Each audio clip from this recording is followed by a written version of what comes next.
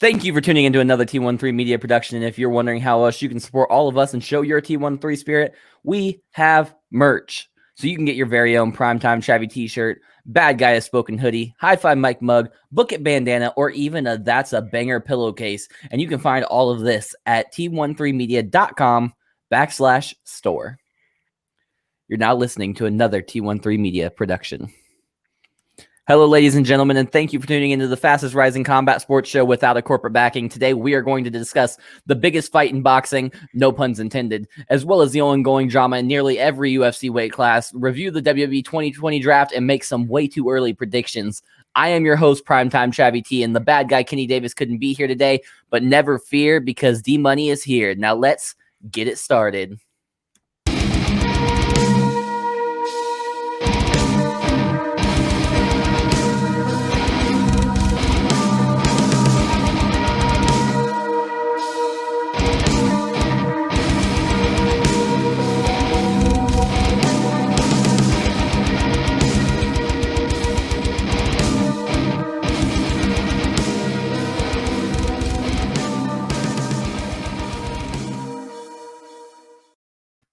What's up, guys? We are here.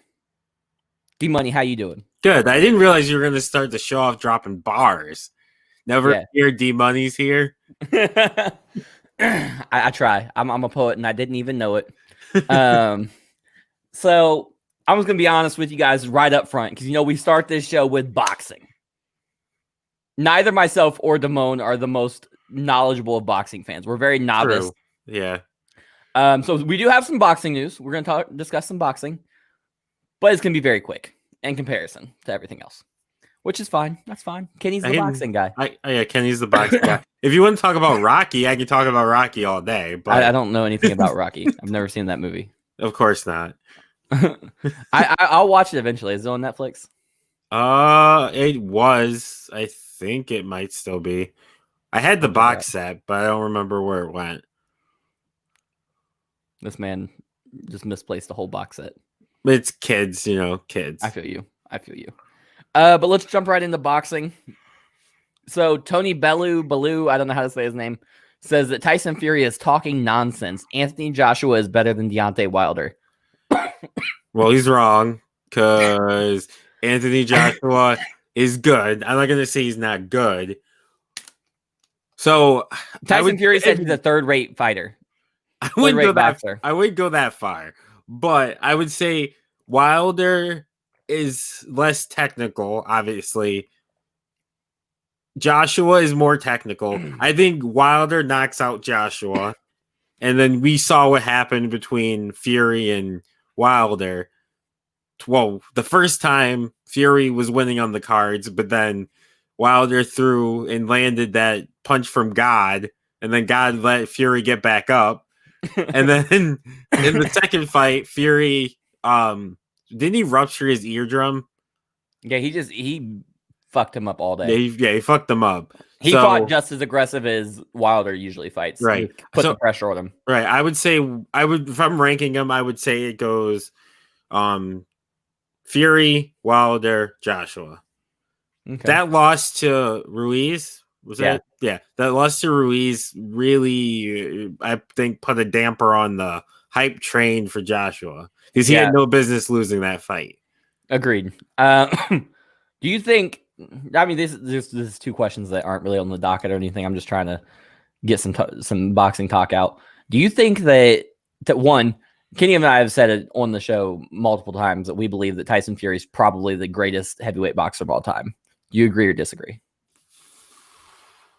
I still am going to give it to Ali, but I think he can become the greatest. I think the thing that's going to hurt him, it is not necessarily his fault, is he needs to unify the titles. He needs to make it so that there's one world champion again, which obviously is going to involve beating Joshua. So he needs to. I think he needs to beat Wilder again. Prove without a shadow of a doubt he's better than Wilder. Then beat Joshua, unify the titles, and defend it a couple times. And then I think he does become the greatest of all time. I think Tyson Fury has the LeBron syndrome. He's got to do things that no other fighters ever had to do. No other fighters had to fight the same person 3 times and win all 3 times. Because let's be honest, Tyson Fury won that first fight. Yeah. Well, I don't know how he got up from that punch, but he did. But he did. Matter. He did. But technically, on the scorecard, he didn't win the fight. It ended in a draw. That's a money grab, and you know it. I know it's boxing. Okay, taking out that part, let's take out the Wilder thing. Let's say we take out the Wilder thing. He has to beat Joshua and at least unify the title. That's my next question. Joshua Fury, Wembley Stadium, first boxing fight with full attendance. Does it break records? Yes. Biggest fight in British boxing. It's definitely the biggest gate in British boxing history. I agree. It's arguably it's the biggest fight probably since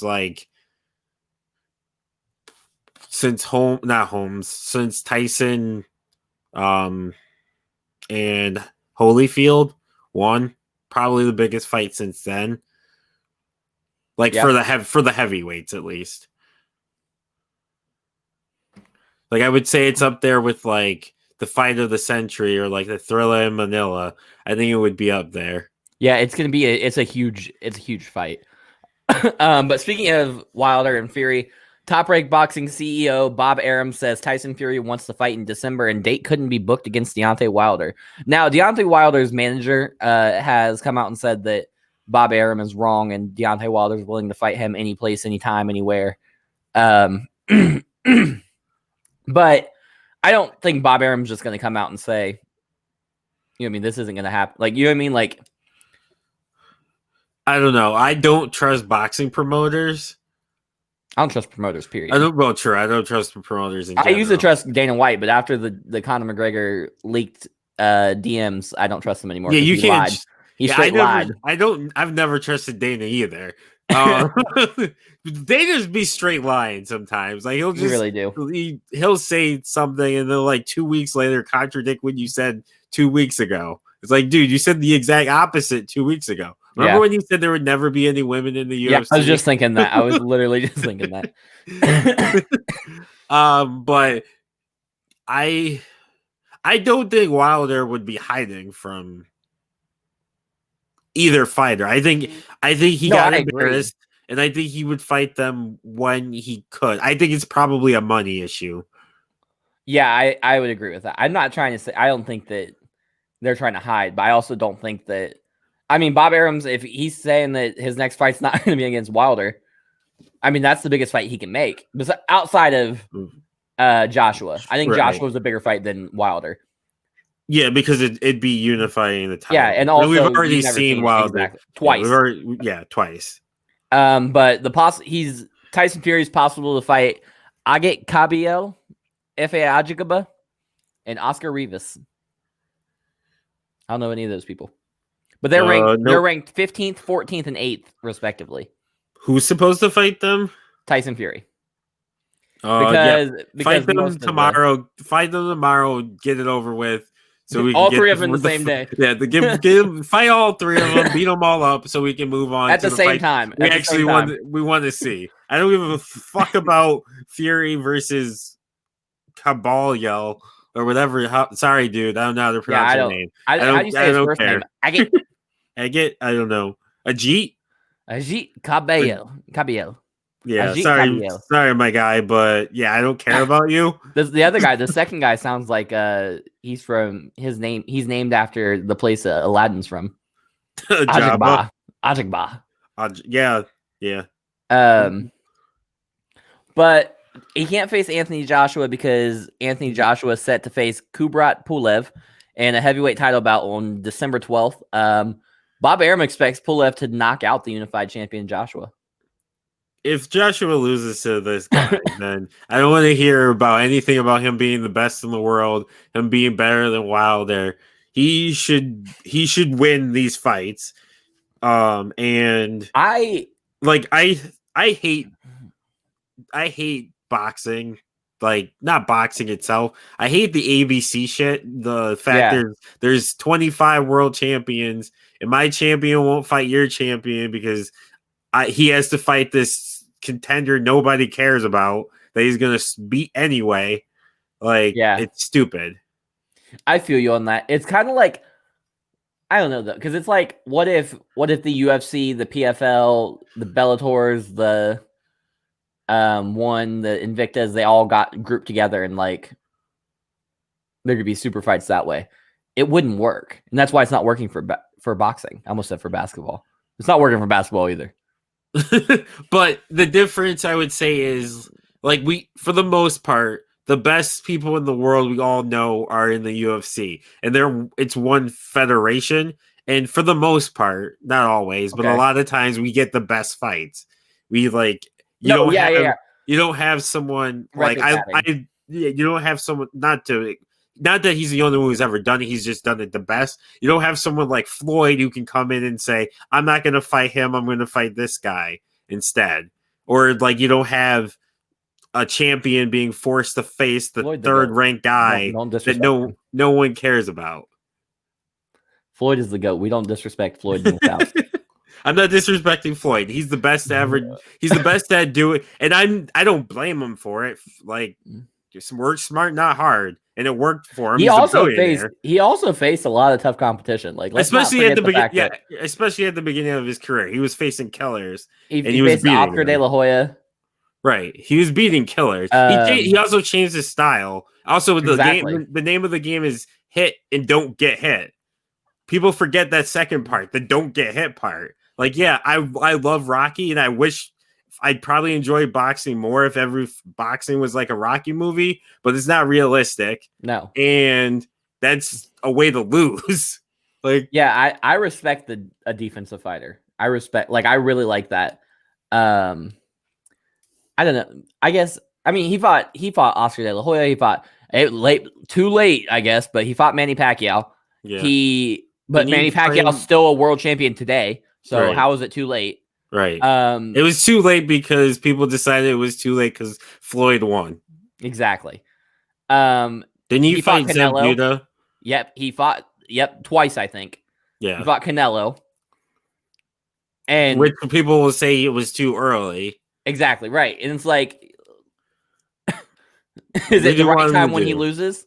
Right. That's when it's the right time when he loses. But I don't know. But speaking of defensive fighters, Vasily Lomachenko will face off with Teofimo Lopez this Saturday. It's a big fight. Lomachenko's 14-1, and Lopez is 15-0. Lopez is claiming that he's going to knock out Lomachenko. I don't really know much about Lopez. Sorry, I know a little bit about Lomachenko. My bet would be on Lomachenko to win.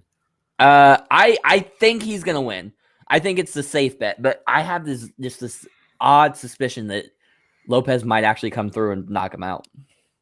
That'd be wild, because I know a lot of the people like Lomachenko. Like, he doesn't have a ton of fights, but I know he's one of those guys he's fought really good competition. He's also had a ton of pro fights. Like, he doesn't have a ton of pro fights, but he has faced a lot of he's not, because especially now boxers will have a record of 26-0, but they ain't fought nobody.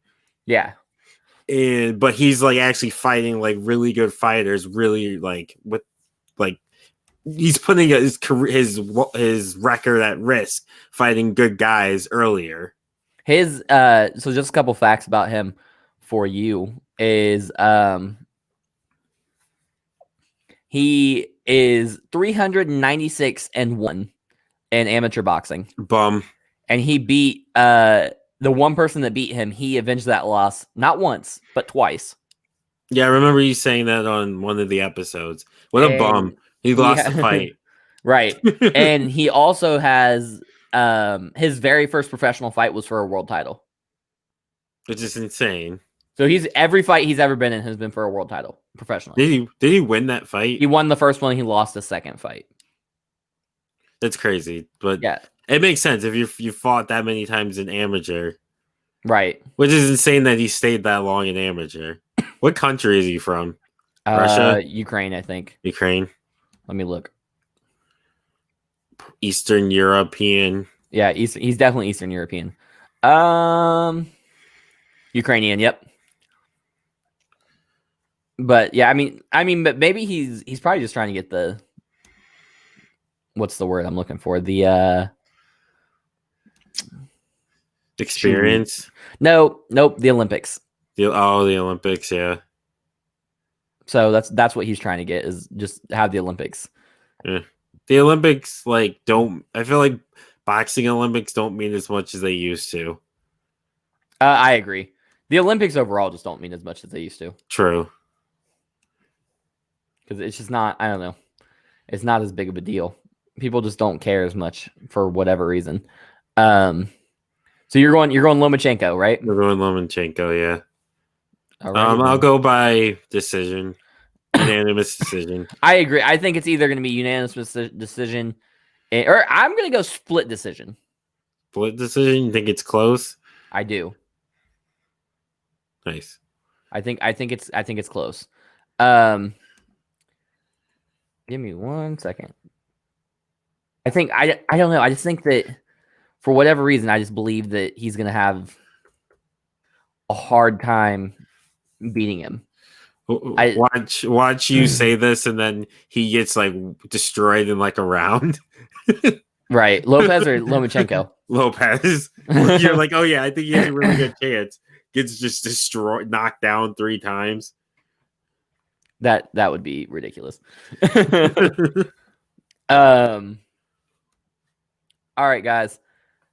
I have some news for you. We have a new sponsor, which you heard on last week's episode, but you're going to hear it again. So your body and the bodies you're loving deserve nothing but the best. Organic Lovin' is the only adult subscription box that includes eco-friendly body products. From body-safe adult toys to sex-positive books and erotic seminars, Organic Lovin's online store has everything you and your partner or partners could need to heat things up. And right now, your friends at T13 want to take 10% off your next order. So just go to organiclovin.com and use promo code T13 when you check out. That's organiclovin.com, ORGANICLOVEN.com with the promo code, the letter T, the number 1, and the word 3 spelled out. Organic Lovin'. Love organically, purely, deeply, and boldly. All right, Damone, we are getting into mixed martial arts. My favorite sport, the greatest sport in all of the history of the world, and the only one that truly matters. Because here's the thing. Go Lakers. Here's the thing. You can shooty hoops all you want. You can smack a piece of plastic around on an ice skating rink. You can throw balls at fucking people and hope they catch them and then hit them. But nothing is more legitimate than going out there with nothing but the hands and the feet and finding out who's the baddest motherfucker in the world. No team, just you and one other motherfucker. True. No one to hide behind. Exactly. Except the referee if you're Anderson Silva.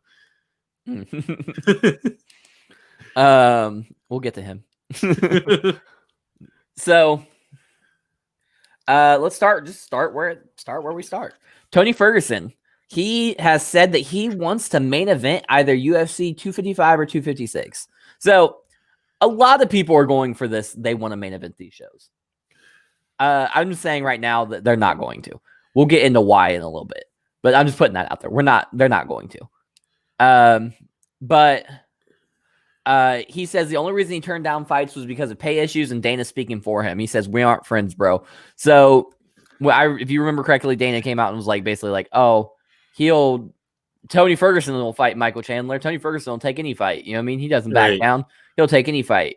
And Tony's like, I would have taken it if you weren't being a little bitch about it. Like, don't talk to me. Tony Ferguson, I don't even think he's friends with himself. So he's just a weird guy. He's a weird dude. So to get in his head and be like, oh, he'll take this fight or won't take this one. You never know. Yeah, I agree. And also, to continue the fact that he's weird, he tells Justin Gaethje, you're fucking welcome you have that belt, son. I'm going to tell you to go get my belt because that ass going to get fucking whipped, and I'm coming for it. So both you and fucking fathead, this is a message for you, both you fucking knuckleheads. My map, my fucking time. What? What You is that? just lost. You just got Yeah, kicked. you didn't just lose. You got beat the fuck up. Yeah. It wasn't like he bad. caught. It's not like he caught you or something. Like he was dominating you. Exactly. He For picked you pretty much apart. for 4 rounds. 5 rounds. Just 5 rounds. In the 5th. Yeah. And for 5 rounds, I was trying to give him the first, like, a little bit of sympathy. But yeah, he got pretty much dominated for 5 rounds to the point where, like, I'm pretty sure he had a concussion because it looked like he didn't know where he was anymore. Yeah, he kept shaking his head. Yeah. I've also never realized how much Tony Ferguson looks like a goat until that fight for whatever reason. Like he just looked like a goat shaking his head, like, ooh, ooh. When they just butted heads. Yeah. Like, ooh, ooh. Yeah, but yeah, you can't really call he can still talk shit to Khabib because they haven't fought, and at this point, I don't know if they ever will. I hope not. I don't want to see it. But you can't talk shit to Gaethje because he just beat you, bruh. Exactly. I guess you can. You can, but it doesn't hold as much weight. Yeah, I agree. I don't know, man. I guess you. I don't know. I agree. In the belt thing too. Like it's not your belt. You lost it to him. Yeah, right. Exactly. That's the other thing. He's like, because he said in that same interview, I believe, like saying like they're fighting for my belt. They stripped me of my title. I never lost it, but you did. Like you were in another title fight and you lost. Right. So yeah, they might have stripped you of your title, but they gave you a chance to win it back, and you lost. So exactly. Yeah. Like I'm with that shit. Like when Colby did it, and he was like, "I never lost this." Like you stripped me of my belt, and he never lost it. And he was like, "I'm still defending my belt." Like that was hilarious. I like that. But Tony Ferguson lost. I hate him, but and then when Usman beat him, he stopped saying he was the champion because he lost. He lost to the champion, right? Right. You can't say I'm the champion when you lost to the champion, right? I mean, he made excuses about it, but I mean, everybody makes it. Yeah, most fighters. Exactly. There's always an excuse. There's always a reason why you lost, and it's never. It's a lot of times it's not your fault. It's something happened. I tweaked my knee. I had this injury in training that I didn't tell anybody about. The worst reffing decision in the history of MMA. Yes, the worst. That's what he said. But going back to the lightweight division, Conor McGregor versus Dustin Poirier. So just a little bit of a brief analysis of or history timeline, whatever you want to call it. Conor and Dustin, obviously, Dustin called out Conor or said something to Conor on Twitter, and Conor said like, "Hey, let's fight." Charity sparring match. I'll donate $500,000 to the Good Fight Foundation, which is the charity that Dustin runs. Yeah. And we'll also get sponsors and we'll televise it and it'll be a big thing and everything will go to charity. No money, whatever. No, and it was supposed to be no weigh-ins, no, just an open sparring match, MMA. Dustin accepted immediately.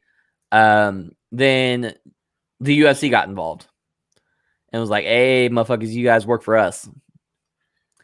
So how about you fight for us?" They sent out a thing and they offered the fight for January 23rd. And Conor said that he accepts the fight with Dustin Poirier, but it must happen in 2020. Says he will fight November 21st, December 12th, or December 19th. And says he will still donate the $500,000 donation to the Good Fight Foundation, which is good for him. UFC continues that stands. This is why I said that all the people calling out for these main events aren't going to get it because if Conor can't get it, nobody can. Right. Which part of I'm like 80% into that theory because part of the reason they don't want Conor to get it is because they don't want Conor's massive payday. He brings in hell of pay-per-view to go. Each of those cards has 2 champions on it. Right. And you can't. He's going to get they're going to get pay-per-view points off of Conor's pay-per-view. Right. And it's hard to put Conor not as the main event, but you can't put Conor as the You can. You can. But it's shitty to put Conor as the main event when he's not the champion, when you have a card with champions. In 2 of them. It's not like it's 1. I agree. I see what you're saying, and I kind of agree, but at the same time, Connor's a bigger star. Like the fights are Amanda Nunes versus Megan Anderson, Valentina Shevchenko versus who is she fighting? 1 second. I don't know off the top of my head. Valentina Shevchenko versus Young Jamie. Where are you? Get that. Right, I know, Jamie. What the fuck? Versus Maya. I don't know what her first name is, but Maya. Go with that. And then it was Figueiredo versus Garbrandt, but now it's Figueiredo versus some guy I've never heard of. And then the last one is there's a fourth fight, and I think it's Jan versus Sterling. Yeah. Which that's a decent fight. But none of those fights I just listed are bigger than Conor versus or just main events. None of those are like pay-per-view main events. No. Well, like they're main events because they're champions, but if you took the belt off of them, they wouldn't be main event fights. And that's why I don't think they're main events. If you can't, the belt doesn't make the fight. Well, I guess technically it kind of does because you're fighting for the title, so you're fighting to be the best in your division. I miss the old days when pay-per-views were headlined by whoever the fuck wanted to headline the pay-per-view. You know what I mean? You get Tito Ortiz versus Rich Franklin for no reason, and we'd all be like, "Fuck yeah, let's go." Anderson Silva versus not Robert Irvine. No, that's Irving. Irving. Something Irving just for no reason because Anderson Silva decided he wanted to go to light heavyweight for a minute. That was ridiculous. Remember when they wouldn't let us have super fights, and now we're doing a shit ton of super fights? Yeah, we do super fights all the time. Right. It's crazy. It makes sense though. Because at the time, like the GSP versus Anderson Silva one is the one that always gets brought up. And GSP fans say Anderson ducked it. Anderson fans say GSP ducked it. But in reality, they both said yes. UFC wouldn't do it. Right. So, what are you going to do? But the reason that they wouldn't do it is that's two of your biggest stars in the company. If one of them loses, one of them has to lose. Yeah, you're fucked. And also, this was a fledgling sport. Like, now it's like you've got the company as the star.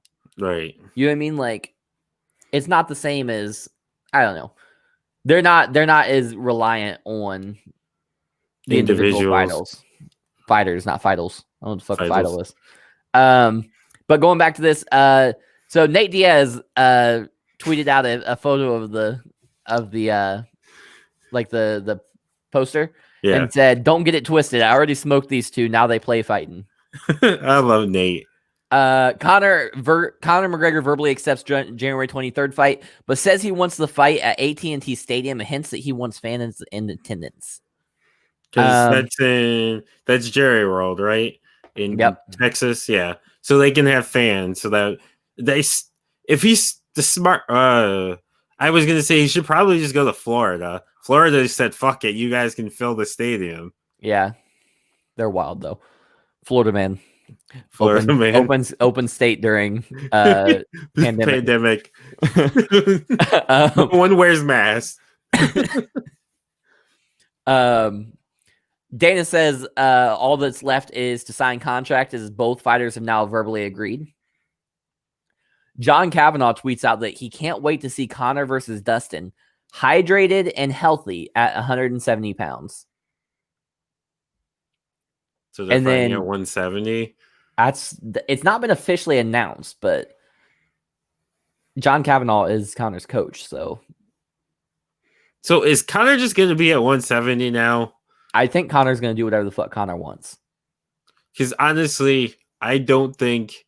Okay, here's the thing. I don't think Conor wins the title at 170. I think Conor does I don't think Conor beats Usman. That's the issue. I think Conor can beat Masvidal. Conor can beat Leon Edwards. Conor can beat Colby. Conor could definitely beat Tyron Woodley now. Yeah, Tyron Woodley's washed. I said this only a couple episodes ago that Robbie Lawler, Tyron Woodley, Carlos Condit, Cowboy Cerrone, and Dos Anjos, maybe, yeah, probably. Yeah. Like there's so many people that just need to retire or be cut. The other guy was the Lionheart, Anthony Smith. Yeah, I honestly think Tyron didn't look like he wanted to be there. Yeah. He looked like he was like, I don't want to be here. I'm done. He just looked like he was sleepwalking through the fight. That's until what he got finished. I don't remember who it was, but somebody mentioned that in the first two, I think it was DC, when it said in the Usman fight, he looked confused and looked like he didn't really understand what was happening. In the Gilbert Burns fight, he said he felt like he was there and he got beat. It was just that Gilbert was a better fighter, but Tyron was fighting. He was adjusting. He was trying to get better. He just got beat. But against Colby, it was like he was confused and didn't understand what was happening again. Which he shouldn't be, because Colby's not one-dimensional, but you know what you're getting for the most part with Colby. It's just hard. Yeah, it's not like he's got this he's not John Jones. You know what I mean? Where one fight he's gonna stand with you and trade, and the next fight he's gonna take you down and throw elbows. You should have known what was coming. Yeah, Colby is a very fast-paced, aggressive striker that wants to mix in wrestling as much as possible and keep the pace going. He's one of the few people that weaponizes pace very, very well. But I just feel like, I don't know, just overall, those people need to retire. But Dana White also said today that, excuse me, getting tired. I've been up all day. That he doesn't foresee them going to Cowboy Stadium or letting fans in attendance anytime soon. Fight Island it is. Yeah. I mean, it'll probably be Vegas. Conor can get into America. If Hamzat Chimaev can get into America, Conor can.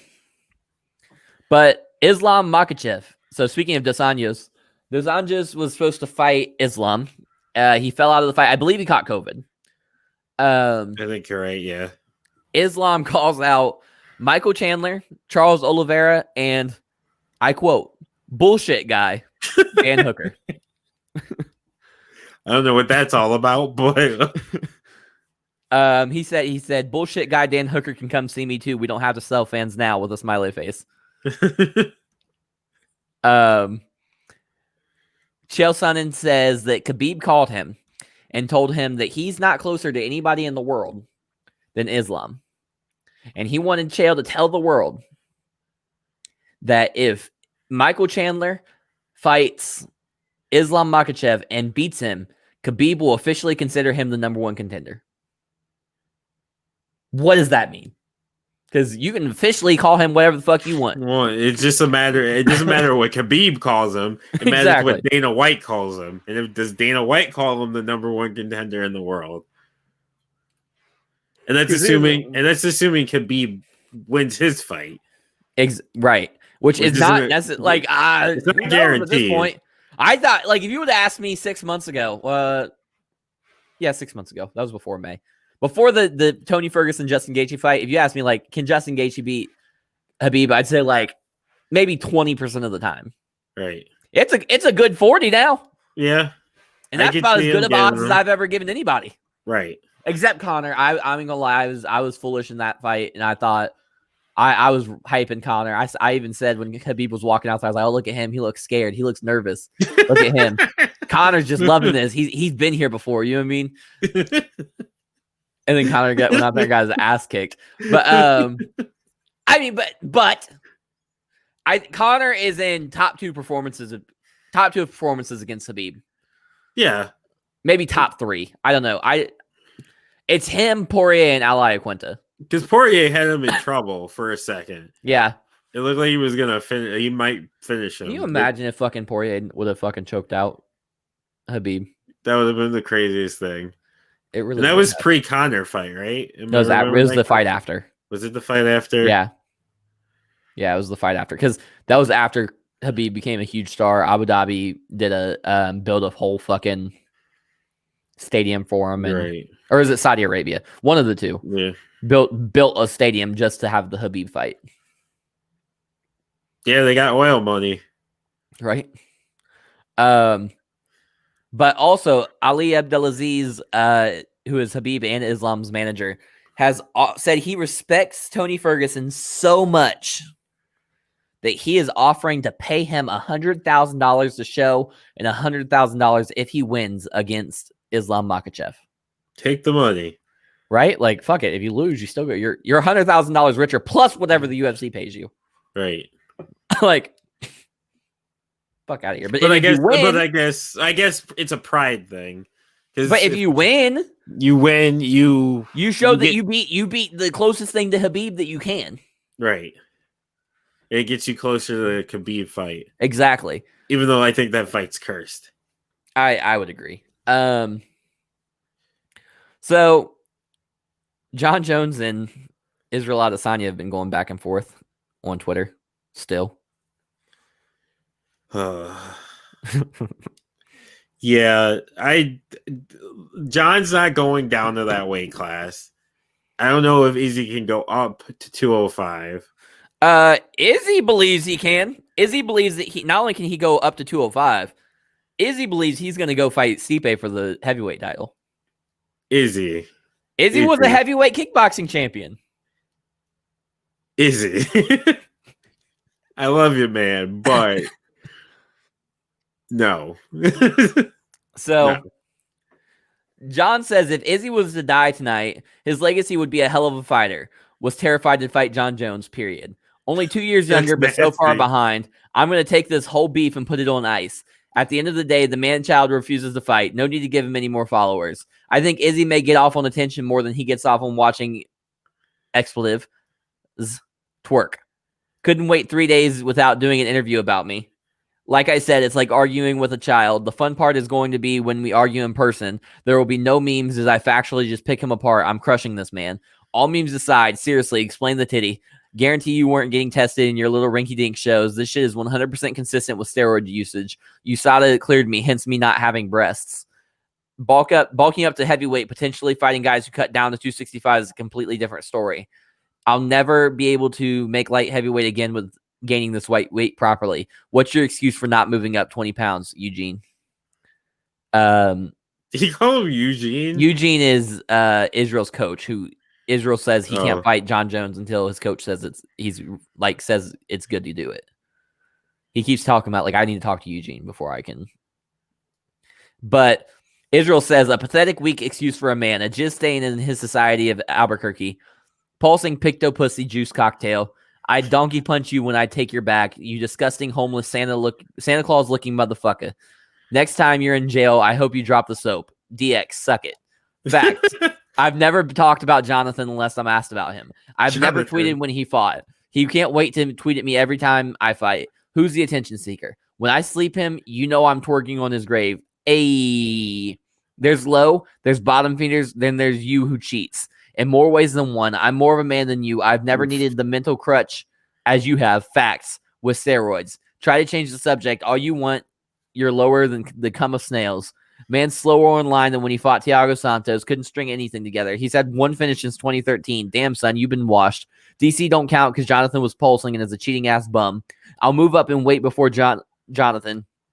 Man cleaned out the 205 division and been fighting middleweight since 2013 rather than challenging his limits, but he rather simp it.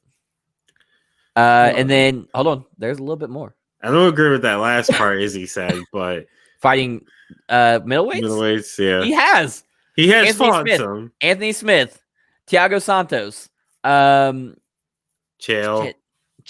If you go through look at his record, he's fought a lot of middleweights. But is it that his fault or is that the UFC's fault? It's not. They're moving up from middleweight to 205. But it doesn't matter whose fault it is. Yeah, but also the question would be who at 205 wasn't getting the title shot that should have? That's the thing. It's still a talking point. Right.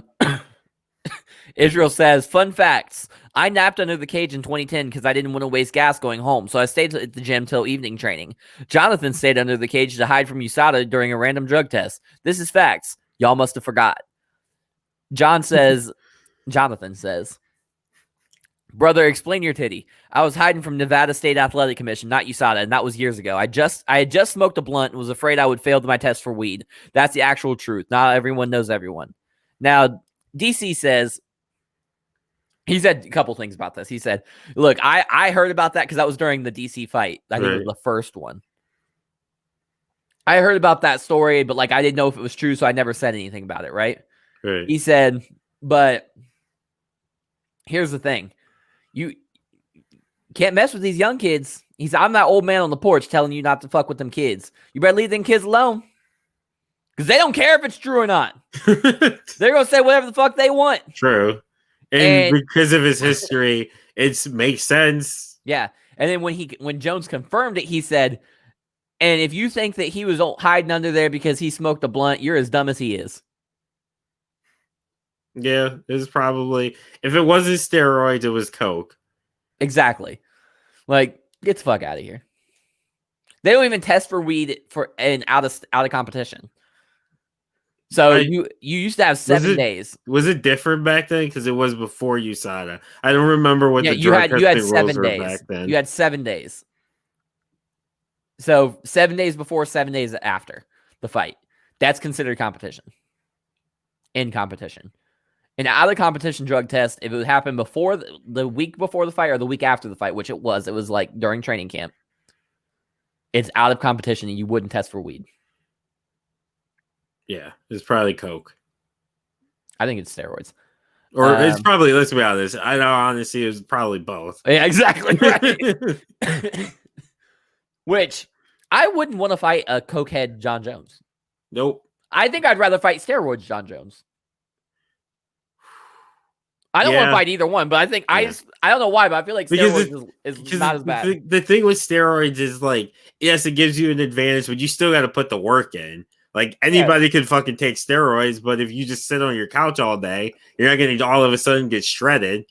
Well, you still got to put the work in. With the coke, it's giving them extra energy.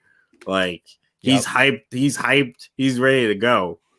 Also, the hard thing about pre-USADA is we don't know who actually fought clean and who fought dirty. Because I'm sure there was a lot of guys who we thought were clean as a whistle. Oh, for sure. That wouldn't have passed USADA.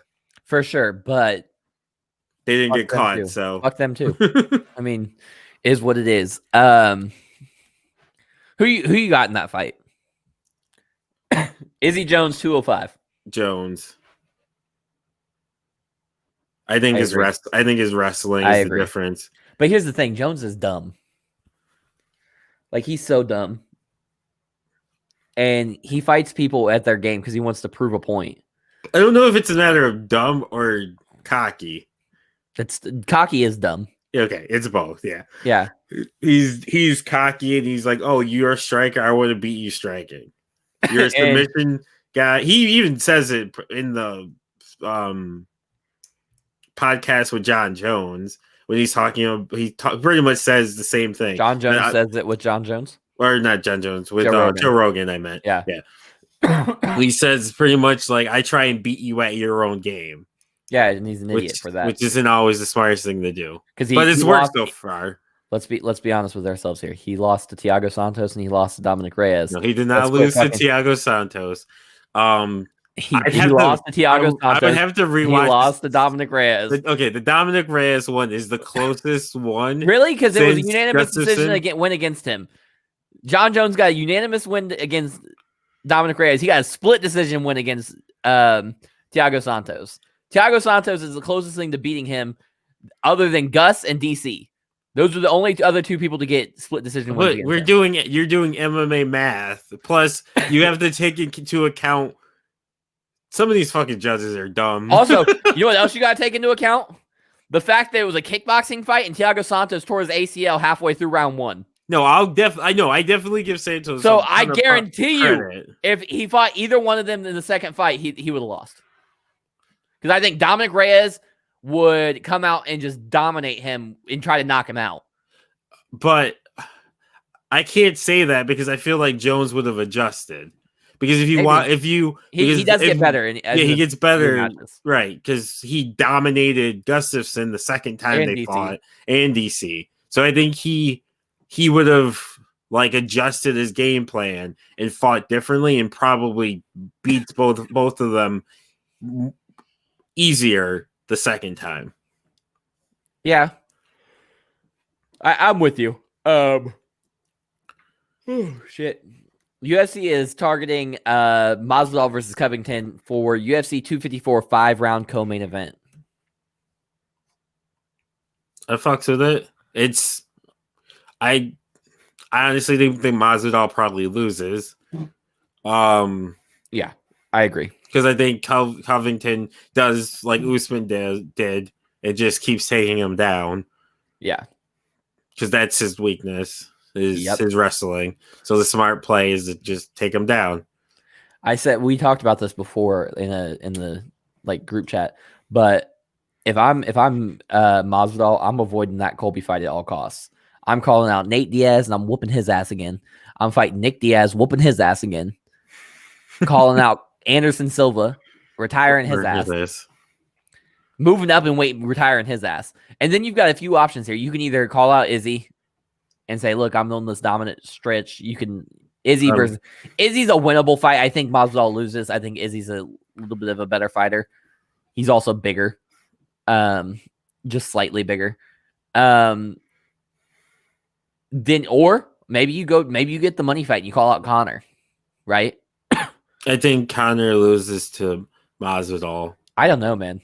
But I think it's close. I don't think it's like previously I thought it would be I thought Masvidal would dominate him, but I think it'd be close. Masvidal's not that big. He's not that big. It wouldn't be a wrestling. Wrestler, so exactly. Right. I think he has better stamina than Connor, and I don't see him getting knocked out. I agree with the stamina. I think he wins by like a split decision. Like I think the way it would go is Connor would probably not pick him apart, but Connor would win the first or second round, and then Connor would hit that gas tank, would go the E, and that's when Masvidal would pick him apart like the last 3 rounds. Yeah, round 3 is not fun for Connor. McGregor unless it's Habib fight. Then all of a sudden he's got all this, but that's probably because he didn't do anything in round 2 except get punched. Punch, right? He didn't really exude a lot of energy. That's the that should be his strategy. Just get beat up for a round, and then right. Like in like the every fight in the second round, just get beat up for the round. Let him take you down. Let him beat you up a little. Don't get like TKO'd or anything, and then you're fresh for the third round. There you go. That's right. Hire us, Connor. Put us in your corner. What were you? Oh, but or if you don't want to do the money fight, you don't want to go up and wait, and you want to get your chance at Usman, call out Leon Edwards. It's the fight that needs to happen. Right. You can't. I mean, Uncle Chael says it all the time. Playground rules still apply. You can't. You know damn well you can't run up on someone backstage, give them 3-piece in the soda, and then never give them the chance to actually fight you. That's not how that works. You got it. You got to do it. And plus, Leon's been calling your names ever since it happened. So, justifiably, for sure. Yeah, kind of punked them. Exactly right. So, fighting Leon gives you almost the same thing that Colby gives you. It's not as high of a profile fight because Leon's Leon and he's not really. He's not a star. Rocky's not a star, exactly. But having him beating him is easier than beating Colby, right? And he's a top 5 opponent. He's a top 5 storyline, right? You have the storyline. And it's an easy thing to say, hey, whoever wins this fight, you put it into the storyline. Call out Leon. Hey, me and you, motherfucker, and the winner gets Usman. Right. Because the last person to beat Masvidal was Usman. The last person to beat Edwards is Usman. Right. Whoever wins gets their chance to avenge the loss. Exactly. And it's like, I like I said, I would avoid Colby at all costs, at least for a few fights, because like, the hype train's going to die if you lose twice in a row. Yeah. That's the thing about Connor is Connor came in at a wrecking ball. Connor's to the point where he could lose 2 in a row and be okay. Yeah, for sure. But he didn't have the journeyman career. Right. He came in young and mouthy. Right. And he came in right. He automatically became a star, backed it up. So no matter what now, he's at the point where no matter what he does now. Is Connor the greatest featherweight of all time?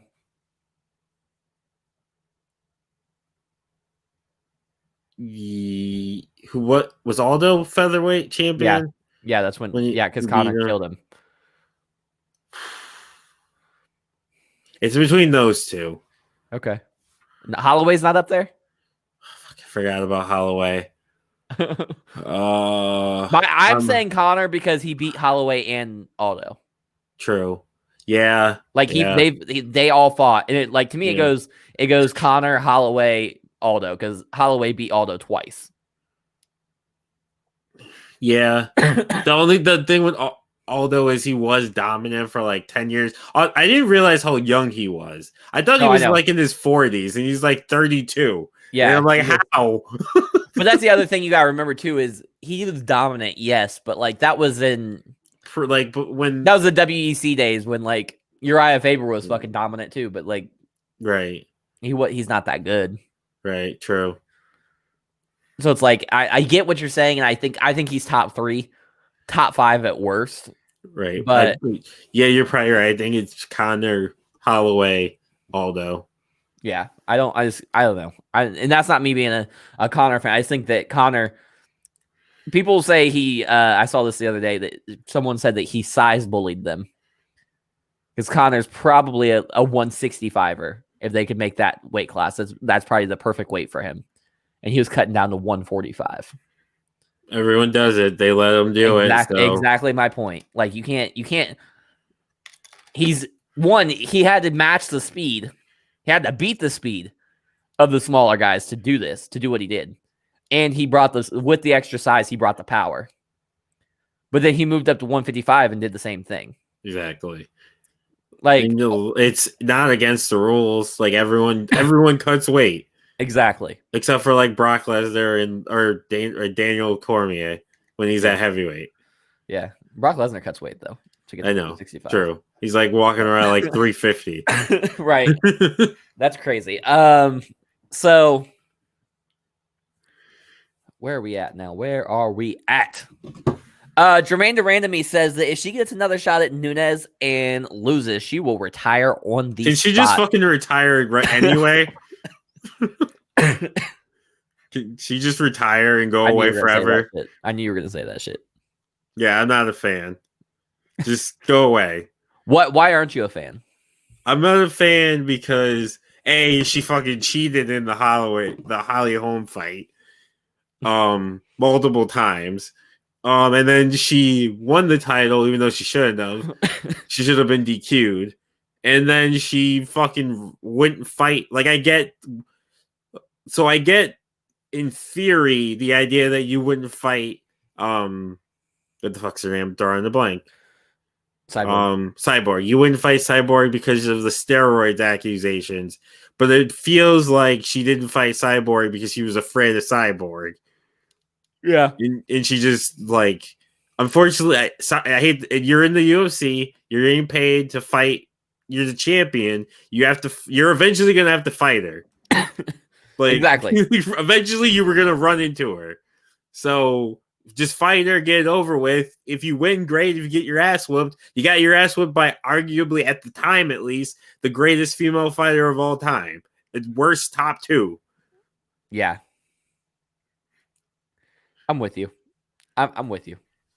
She needs to fight Holly Holm next. Again. Holly Holm's always one fight away from a title shot. So is Jermaine Durandamy, though. Apparently. And Kat Zingano was like that for a long time, too. True. It's because there's like 12 female fighters across 4 divisions. Also true. Like, they're all fighting each other. Like, let's just consolidate. Like, let's get rid of featherweight. Women's featherweight. There's no reason for it. It's all the women's bantamweights just moving up 10 pounds and fighting each other again. Like there's no need much. for it. Right. Like We don't need 145, 125, or 145, 135, 125, 115, and I think that's it. I don't think there's a 105. I don't think so. But there probably could be. There's probably more of a chance of having a fully fleshed out 105 division for women than there is for a 145-pound division. Right. Well, the 145, wasn't that pretty much just for Cyborg? Exactly. And now it's just there for Nunes to be able to say, I'm a double champion. I'm the only one that's ever reigned and defended in both divisions. Yeah, Cyborg is gone too. So the person they built the division for is gone now. And now that Dana said they're building it for Nunes, they need to get the division built for Nunes. It's like, stop it. Like, she's got her own division. She's already got another division to worry about. Yeah, just retire the division. She can be the final champ. Or you need to find people who actually are 145ers. Exactly. Stop giving it to the same fucking people. Holly Holm can't challenge for the fucking 135-pound division, lose, and then come up and challenge for the 145-pound division. Right, like she's just losing in each division. Right, just hopping back and forth. Like, just stop it, bro. So American pornographic actress. Yeah, right. I mean, she could be an artist. Kendra Lust wants to join Darren Till in Mike Perry's girlfriend in Mike Perry's corner for his fight against Robbie Lawler. So Mike Perry offered, in case you missed it on last week's episode, Mike Perry said, whoever pays me the most money can come and sit in the corner with my girlfriend during my fight against Robbie Lawler. And well, I know Kendra Lust I knew she was a WWE fan. I didn't know she was an MMA fan too. But yeah, I'm here for it. She said that not only will she pay for she'll match Darren Till's $5,000. That's how much Darren Till offered. By the way, Darren Till and Mike Perry have been beefing on Twitter for like fucking since quarantine started. So it was funny that he offered. But Mike Perry's manager said that Mike Perry said if he pays me $5,000 and pays for his own travel, he can do it. But Kendra Lust said that not only is she willing to match the $5,000 to get both of them in, but she's also willing to pay for her own and Darren Till's travel to the wherever it is. She's a star. Like, she's won a lot of awards. I'm not aware of the Woody Awards, which is actually, that was a joke, but that's an actual thing that MTV used to do. I don't know if they still do, but I don't think so. They might. I don't know. What is MTV anymore? Right. Hamzat Chimaev says that Stephen Thompson turned down a fight against him at 170 and Chris Weidman turned down a fight against him at 185. But Darren Till says rankings never mattered, and after he destroys Jack Hermanson, he will welcome Hamzat to the big boys. And Mike Perry says Darren Till is an easy win for Hamzat. So I get why neither of them would fight him, because it's too much risk for them because he's unranked. And if you beat him, it's like, okay, you beat an unranked fighter. You're supposed to. But if you lose, you get him ranked and help him. So it's no win for you if you're the ranked fighter. Like, eventually, I know a ranked fighter will have to fight him, but it should be like a lower ranked fighter, even though I think Chris Weidman's washed. I think he's ranked 11th. Is he ranked 11? I think so. I don't know. I just think at most he's 9th. I think we should add him to that list of fighters who should retire. Yeah, with Luke Rockhold. Luke Rockhold retired and then unretired. Yeah. Somebody said that was it Robbie Lawler? Chael Sonnen said Robbie Lawler versus Cowboy Cerrone. Oh no, it was Diego, I think. Diego Sanchez versus Cowboy Cerrone. The loser retires and the winner retires. I forget that Diego's still around. Diego's out here acting a fool. Is what Diego's doing. He's like 7 fights. Like he's almost on PJ Penn's record. The only reason he's not is because he won that fight by DQ when he got dominated. And he's got a yoga instructor as his like manager. Yeah. His manager, his coach, his everything. Right. And his manager, that guy walked up to him and said, walked up to Matt Serra while Matt Serra was eating his breakfast and was pissed because Matt Serra didn't say his name on the podcast when he was talking about Diego. I hate that guy. Like, isn't he the same one who said? Was he the one who told the officials that he knew a move that was so deadly that it could kill a man, and they That were was worried Steven about? Seagal. Was it what? I said that was Steven Seagal. No, was this even Seagal? It was some. There was. It was. I can't remember who it was. I'm pretty sure it was Diego Sanchez's manager, and I'm pretty sure he lost the fucking fight. But they were worried about him even doing the fight because he claimed that he had some technique that was so deadly, one punch he could kill a man, and he had taught it to Diego. And then Diego got like dominated in that fight.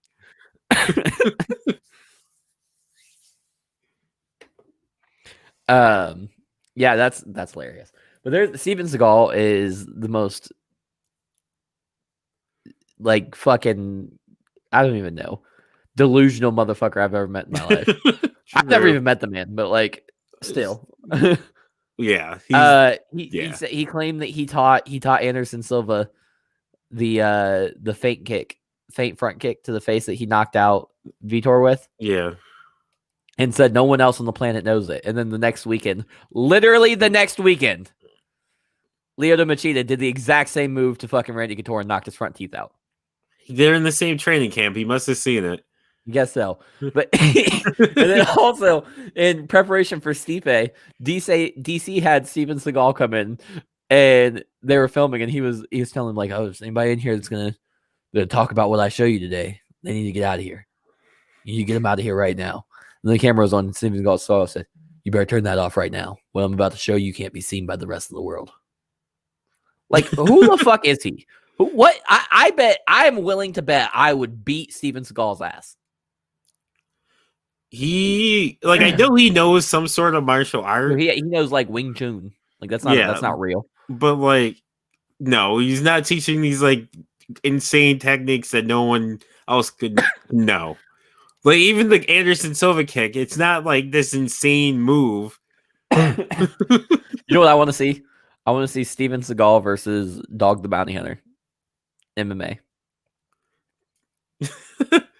Even though Dog the Bounty Hunter is only like 4.5 feet tall. Yeah, and I looked it up. It was Diego Sanchez because it was against Mike Chiesa. And Mike Chiesa said, I got a demonstration of what it was. And I mean, I immediately started laughing. I was like, if you think for a second you're going to like reverse Stone Cold Stunner me in a high level mixed martial arts contest, you're off your fucking rocker. Pardon my language. But yeah, I knew what the move was. So he was going to reverse stunner him or something. I don't know.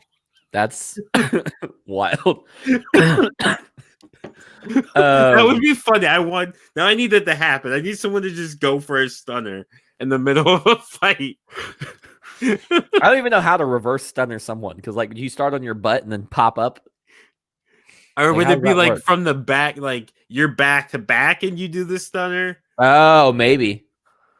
How's he get that? I don't know how you would get to that position, like in the middle of a fight. You'd have to take his back and then quickly spin around and break his neck. Right. Is that a move? Would that be legal though? I think technically, yeah. If someone DDT someone, is that legal? I feel like that's. I think that's a spike. I think because I watched something with Big John. It's the arc, and he explained, it's the arc, whether it's a spike or not. Okay, but like you could jump into guillotine and just happen to DDT them, right? As long as there's an arc. I get, yeah. So Nate Diaz has been shit talking Gilbert Burns, and he's also flirting with a fight against Dan Hooker, potentially at 165 pounds. So basically, while shit talking Gilbert Burns, he posted a fight where Dan Hooker beat Gilbert Burns, and Israel Adesanya said that's a hell of a fight, talking about Nate Diaz versus Dan Hooker, and Nate's told Israel, your boy's the number one welterweight in the world right now because he beat Gilbert Burns when Gilbert was still at 155. And Dan Hooker said, so real talk, 70 or 55. And Nate Diaz said 165 with like the flex emoji. You know how they be doing. Yep. with their fucking no muscle having asses. This is how they flex too, like this. It was like, yeah. Nate has like no muscle. Stockton, motherfucker, Stockton, 209. Train by day, Joe Rogan podcast by night, all day, all night. So, but Dustin Poirier says he'll whip Nate at 165 pounds too, and Nate says offer wasn't for you, dumbass. Real fighters only. You already lost, and you and your teammate are both fighting your friends. Fake ass fighters. Nate's being Nate. Yeah, right. This is why we love him. How do you? Would you want to see Nate versus Hooker? Yeah, fuck it. I'm with it. Dustin just beat Hooker too, and it was a fight. Yeah, and that's what Nate's best at is fighting. Like just not like just brawling. Yeah, Nate just going out there like in Stockton and just throwing hands. That's what Cowboy Cerrone said, that he likes the Diaz brothers after everything that happened between him and Nick and Nate and everybody. He really likes them because he's like, the more I thought it, like at the time it fucked with me. I was like, God damn it, like I hate it when people shit talk. I hate this shit. Like this is just that's not how you build a fight. You don't have to do that shit. And then he said, I thought about it, and it's like that's just who they are. Like if we got in a fight in the fucking bathroom in front of nobody, that's how they'd be talking to me the whole time. Stockton, motherfucker, what bitch? What? Yeah, they're not putting on an act. Like this is just like, Nate. Like Nate just woke up and it's like, fuck you. It's just Nate. I don't know what to tell you. It's just Nick and Nate. Nick's the same way, right? Right. They're just the Diaz brothers. They're gross. Habib says that. Excuse me. Khabib says everything is done. October 6th, I finished him, and I finished everything about him. We'll see who's going to be next, but I don't think it's going to be Conor McGregor. I don't want to give him this. I never give him this. Even if they gave me $5 billion, even if they give me UFC, I'll never do this. This is good attention for him. We're going to see who's next, but I don't think it's going to be Conor McGregor. This was in response to him turning down the Ultimate Fighter on ESPN to coach against Conor. Yeah, I heard about that. I think Khabib, I don't see Khabib fighting much longer, especially after his dad died. I'd probably say he'll be, especially if he stays undefeated. I can see him retiring within the next 2-3 fights. And I don't think he's going to want to revisit the Conor fight because he's already been there, done that. Yeah, I can see him. Even though it's the biggest fight he could make. Exactly. I could see him possibly fighting him in his retirement. Like his last fight, just to go out, just to get money. I think he's got 3 fights left, maybe. He's gonna fight GSP. He'll fight Conor, and then he'll fight either Tony Ferguson or Michael Chandler. Yeah, I can see that. That's all I see. I don't see. Yeah, I don't see him having many more fights because I think his dad dying and everything going on. I don't see him going very much longer. I agree. I just don't. I don't know. This Saturday is Brian Ortega versus the Korean Zombie. Just a fun fact for you. Brian Ortega absorbed 290 significant strikes in his last fight against Max Holloway. Ortega has landed 286 significant strikes in his last 5 fights combined. This is going to be a war.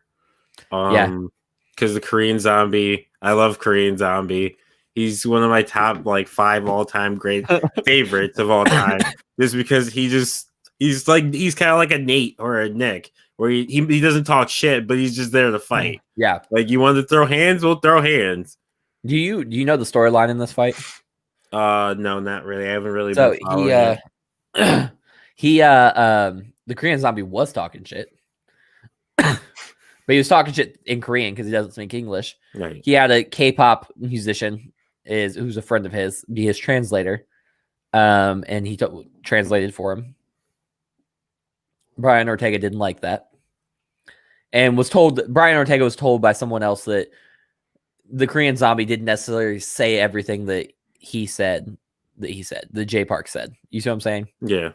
Like Jay Park was taking liberties with the translation. He added shit Yeah. to the translation. like he called him a bitch. You know what I mean? Like, Right. I'm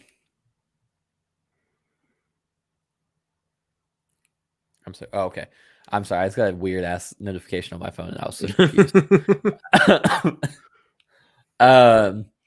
So they were both at one of the last, maybe the last pay-per-view before quarantine. Jay Park, the Korean Zombie, and Brian Ortega. They were supposed to fight before Brian Ortega got hurt and couldn't fight. So that's what the thing stemmed from. The Korean Zombie basically said, "You're scared to fight me. You pulled out of a fight. You're a bitch. Like, fuck off. I don't even want to talk to you anymore."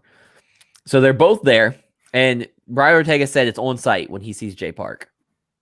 Not Korean Zombie, Jay Park. They were there all night. Korean Zombie got up to go to the bathroom, and then Brian Ortega walked up on Jay Park and asked, "Are you Jay Park?" And when he said yes, he slapped him across the face. Yeah, you can't do that. Right. Like, and the Korean Zombie went on to say again, "You're a bitch. You're scared to fight me, so you fight my translator, who's not a professional fighter. He's a musician. And you waited till I left." Right. Do that when he's there. Exactly. He's like, so now I'm gonna fuck you up even worse. Like, and I can't wait to see this fight. I don't even care about any of the other fights on the card. I mean, I'm sure they're gonna be great. But it's a bunch of like lower named guys. But this fight alone is enough. I would buy this for a pay-per-view. Yeah. I love Korean Zombie. I wish he didn't have to, like, obviously I know why, but I wish he didn't have to leave for like those 3-4 years. Yeah. In the middle of his prime. I agree. I think he might have been able to win the world title. You think so? Maybe you'd like have like. You think maybe he would beat Holloway? Would it have been Holloway or would it have been Aldo at the time? It would have been Holloway, I think. Maybe. I don't think he beats Connor. That would have been an insane fight. I don't think he beats Connor either, but I think that's a war. Yeah. But I think that's also another one of those if Connor can't finish him in the first couple rounds. But that's the thing is I think he does. True. Twister. Yeah. Wasn't he the first? He was. First Twister. There's only been 2. Yeah, that's true. Shit. I don't know. He might beat Connor. Habib says that Tony Ferguson's time is finished. Now he's going to come back. Someone's going to beat him again, I believe. When you take damage like this, you're never going to be the same. Even if you're Tony Ferguson, he took too much damage. In theory, he's not wrong. Yeah, I mean, I agree. I think Tony Ferguson's washed. Tony Ferguson did say that, like, in response to this was, the last time I lost before that, McNuggets was on welfare. Oof, that's nasty. That is a bar. So, like, I guess I get it. Like, everybody has I would have to see. I wouldn't say he's washed. I want to see him fight again and see if you can notice a change. Because it could just be a one-off, like where, it was just that fight. He had his number that day. Also, Eddie Bravo talked about this, and they put him in as head coach for that fight. Oh, yeah. He said he had no idea what the fuck he was doing. Yeah, he was like, I've never been the head coach in a fight ever. Also, I'm only there for his ground game. And there was no ground game in that fight. Right. He was like, strike. He's like, you in one of the round, in between 2 of the rounds, you can hear me say, like, I don't know, man, maybe just go for an Imanari roll. Maybe that's gonna help. I don't know what to do. Like, maybe that'll happen. Because you can't get the takedown, so I mean, maybe you should go for an Imanari roll. Right.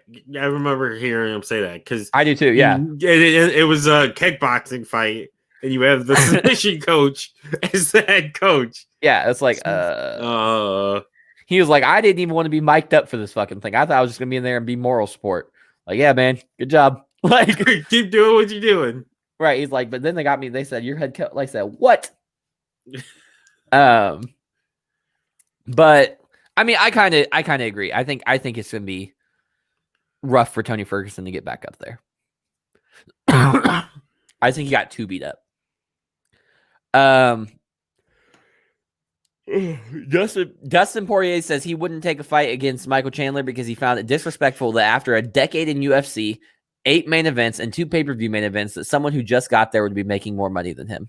He said he's not trying to count another man's pockets. He hopes Michael Chandler makes a ton of cash with the UFC. He just feels like he needs to be paid better. I get the point about being paid better, but yeah, I would say Michael Chandler, you can argue, is a bigger draw. Is he? I don't know. I don't know if he's a bigger draw. I think it's the mystery. It's unproven. Yeah, it's unproven. I think it's the mystery part of it. Like it's he's the like he just he's came the biggest. off of He's the biggest. Also, he's a free agent. So he left as Bellator champion too. Right. He left as champion and he's a free agent. So you're gonna have to overpay him to get him to come there. Well, Dustin, you're already there. Yeah.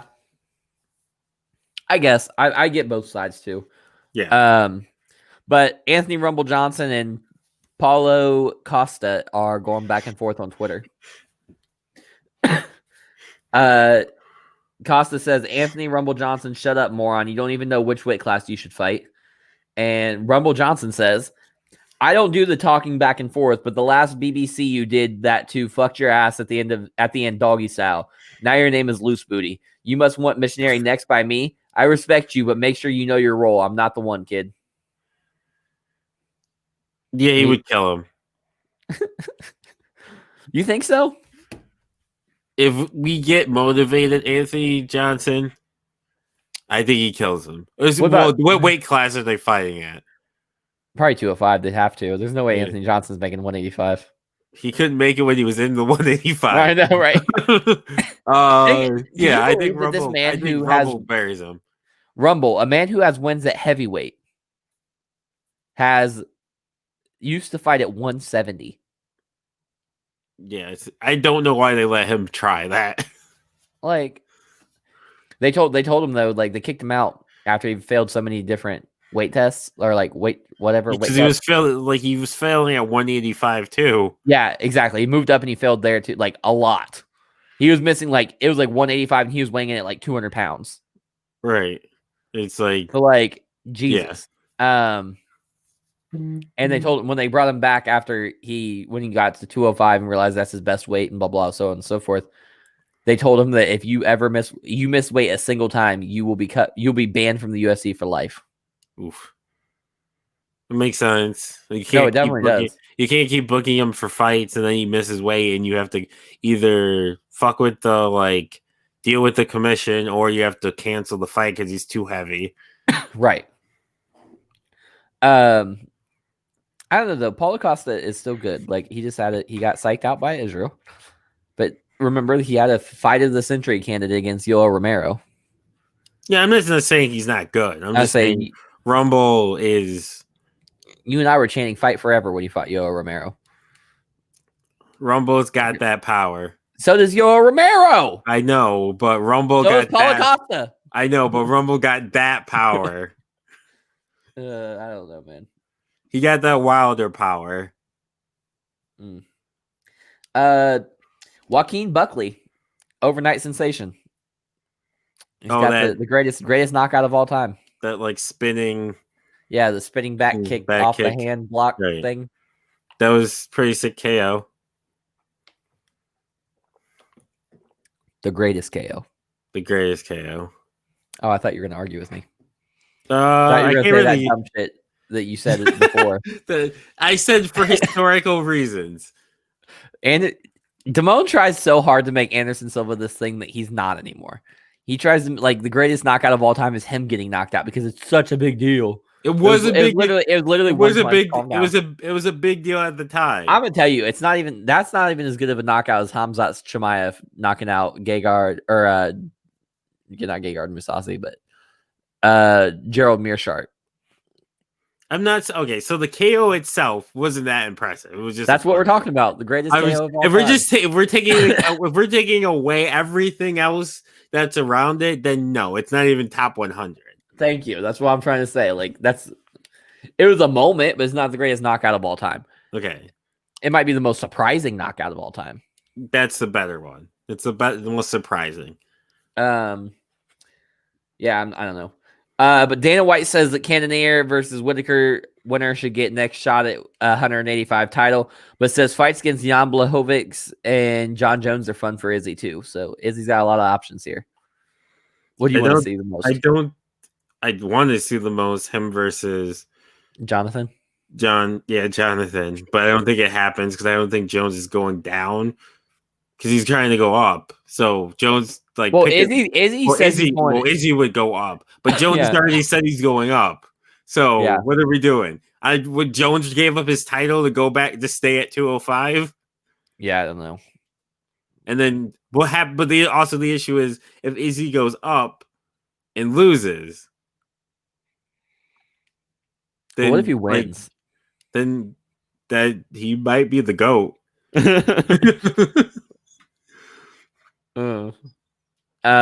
don't see it happening. I think him versus Whitaker is more likely. Yeah, I agree. And then I see. Well, I'd rather him fight Cannonier. He already beat Whitaker. Yeah. But I don't know. Ante Delija was pulled from a UFC card because he is still under contract with the Professional Fighters League. Yeah, you can't have two contracts with two MMA companies. Exactly. I was like, that are against each other. Dude, he probably should get out of the one before you go to the other. Yeah, the UFC had to pull him when the PFL contacted them and say, "Hey, bro, that's our guy. Like, we got he's on fucking like contract. Yeah, like we got him. What are you doing?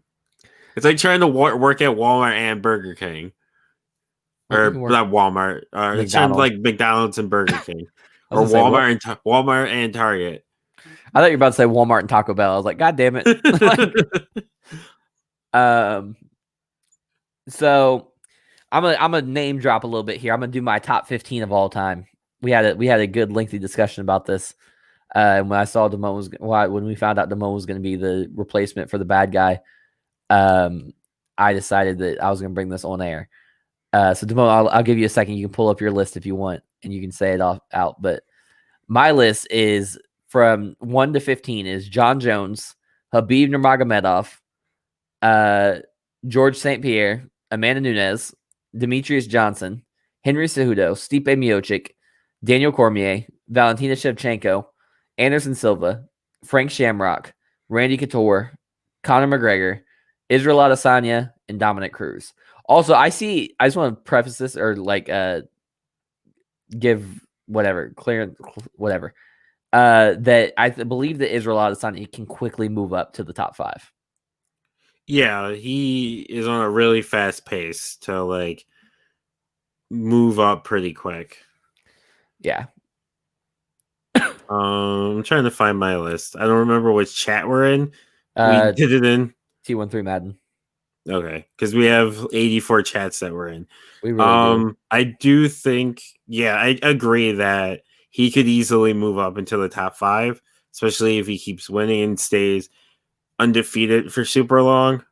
I think he's really really good. He's like the second coming of Anderson Silva. But I think he needs a chael. Think so? Yeah. And by needs a chael, I think to become one of the all-time greats, he needs to be tested and prove he can overcome. Kelvin Gastelum. Kelvin Gastelum versus Israel Adesanya is probably the greatest middleweight fight ever. True.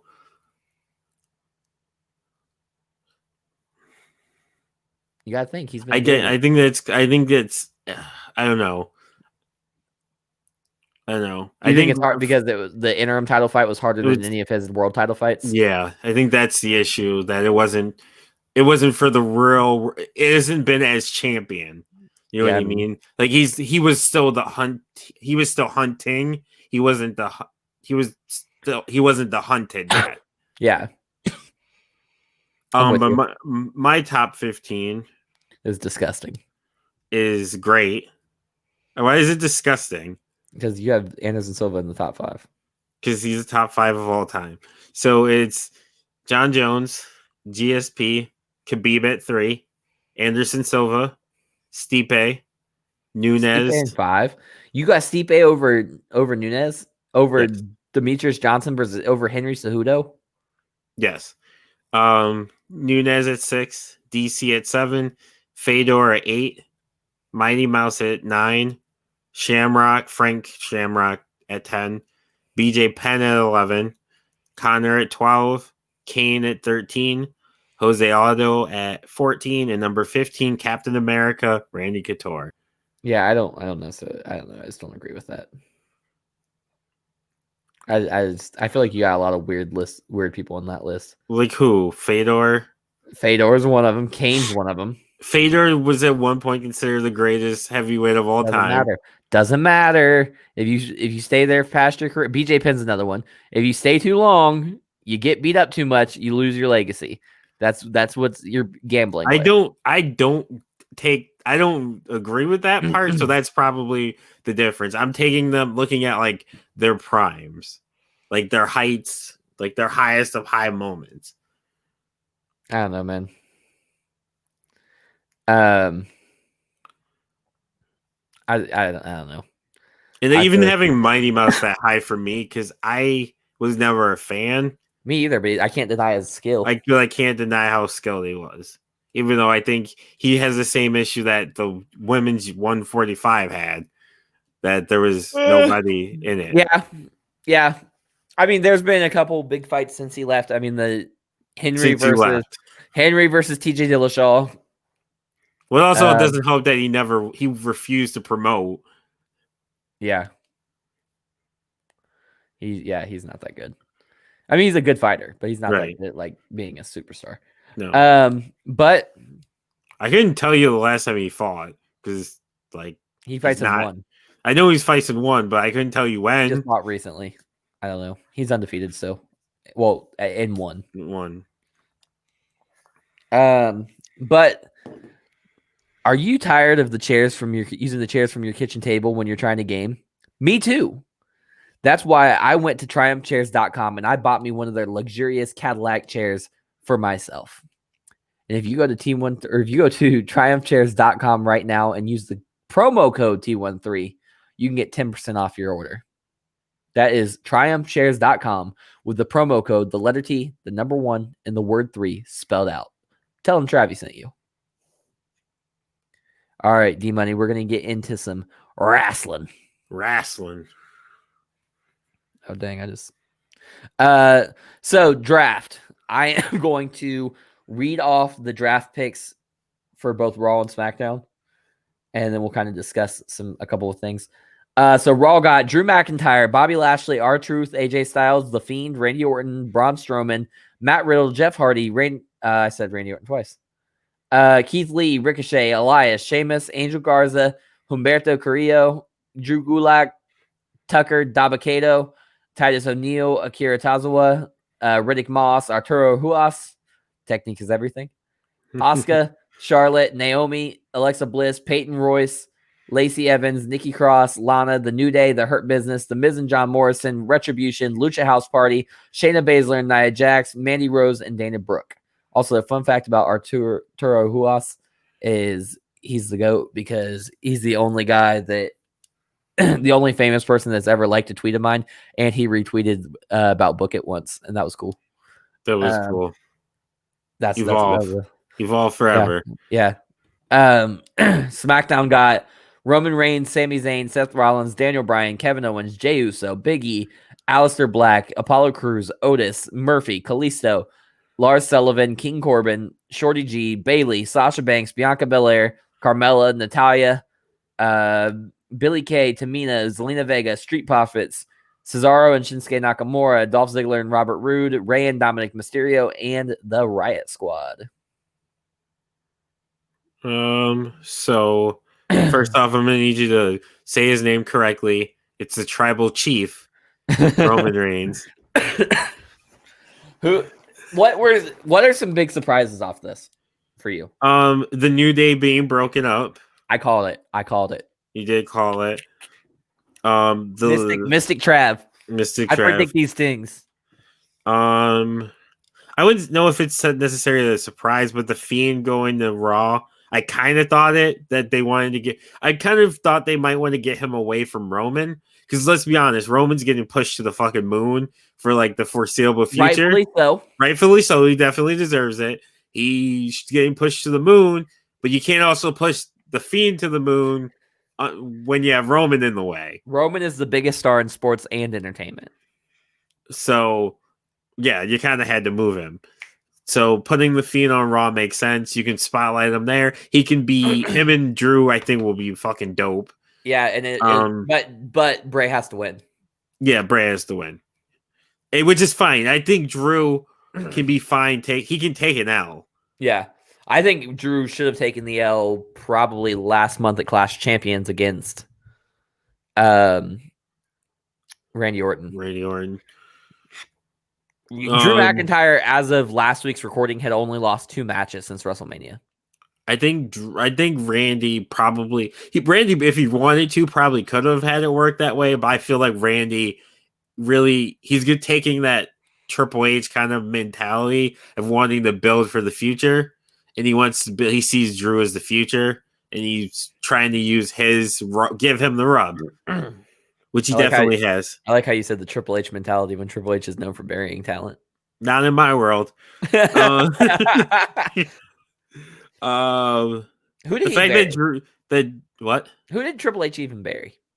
Realistically, like who was like someone that was literally going to be a megastar that he just cut their legs out from under him?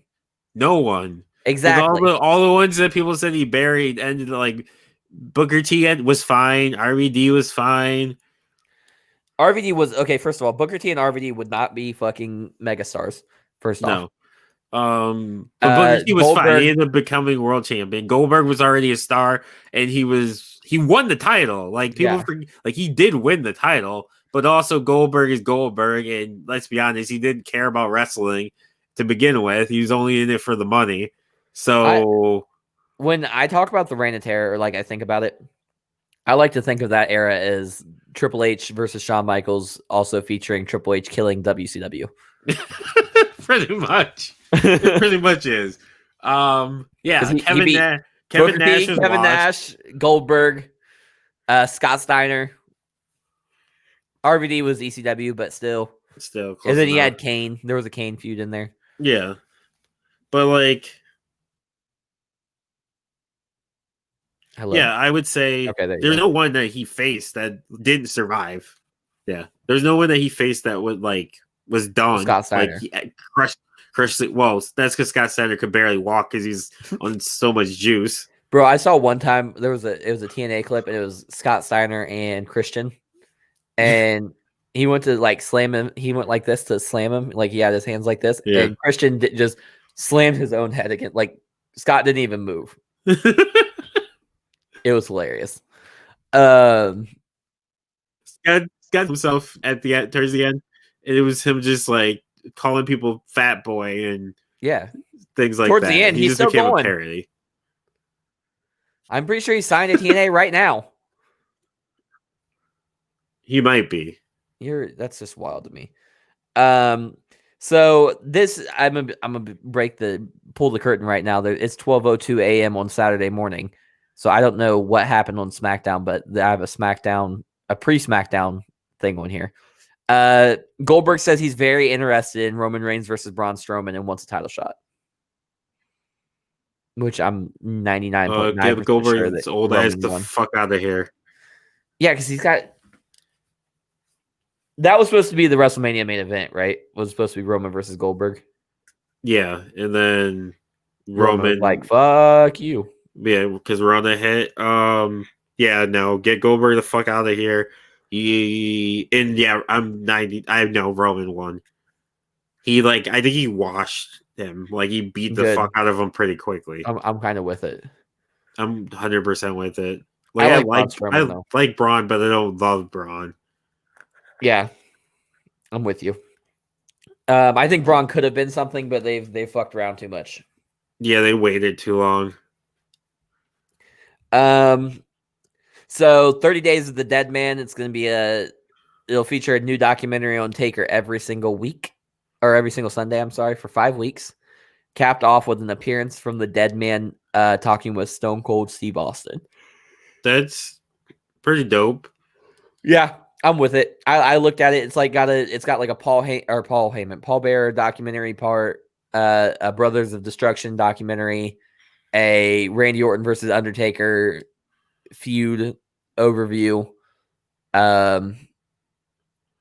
Shit. It's got the Stone Cold thing.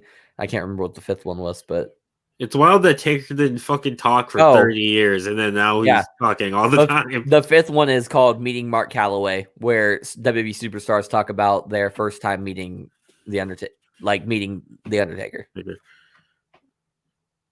Yeah, it's just crazy that he went from like never doing anything, like no documentaries, no nothing like that, to just pushing him out. Vince is like, I'm getting whatever the last drips I can get. Yeah, for sure. So it's time to do some way too early predictions since you're a book it boy, I'm a book it boy. We're both book it boys.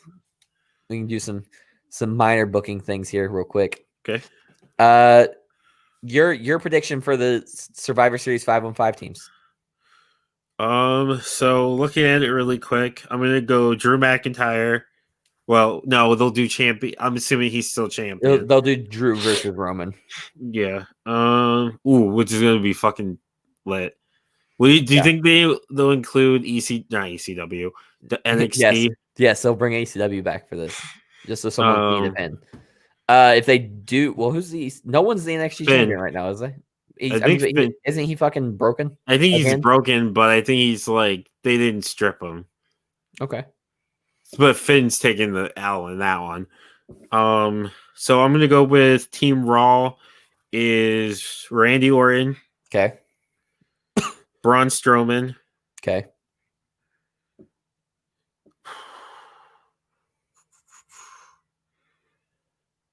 AJ Styles. Okay. Matt Riddle. Okay. And there's usually some fucking random person who ends up in it. Elias. I was initially thinking that the Hurt Business would be in there, but I think the Hurt Business is going to get their own match. Yeah. Against somebody on SmackDown. Right. But I'm with AJ Styles. I think Braun Strowman for sure. I think Randy Orton's probably the team leader. I'm going to say Jeff Hardy. And then I'm going to say Sheamus. I almost said Sheamus or Jeff over Elias, but I feel you. I just feel like those are the big stars in that's left. What about SmackDown? So SmackDown, I'm gonna go with Seth. Okay. Daniel Bryan. Okay. KO. Okay. King Corbin. Okay. And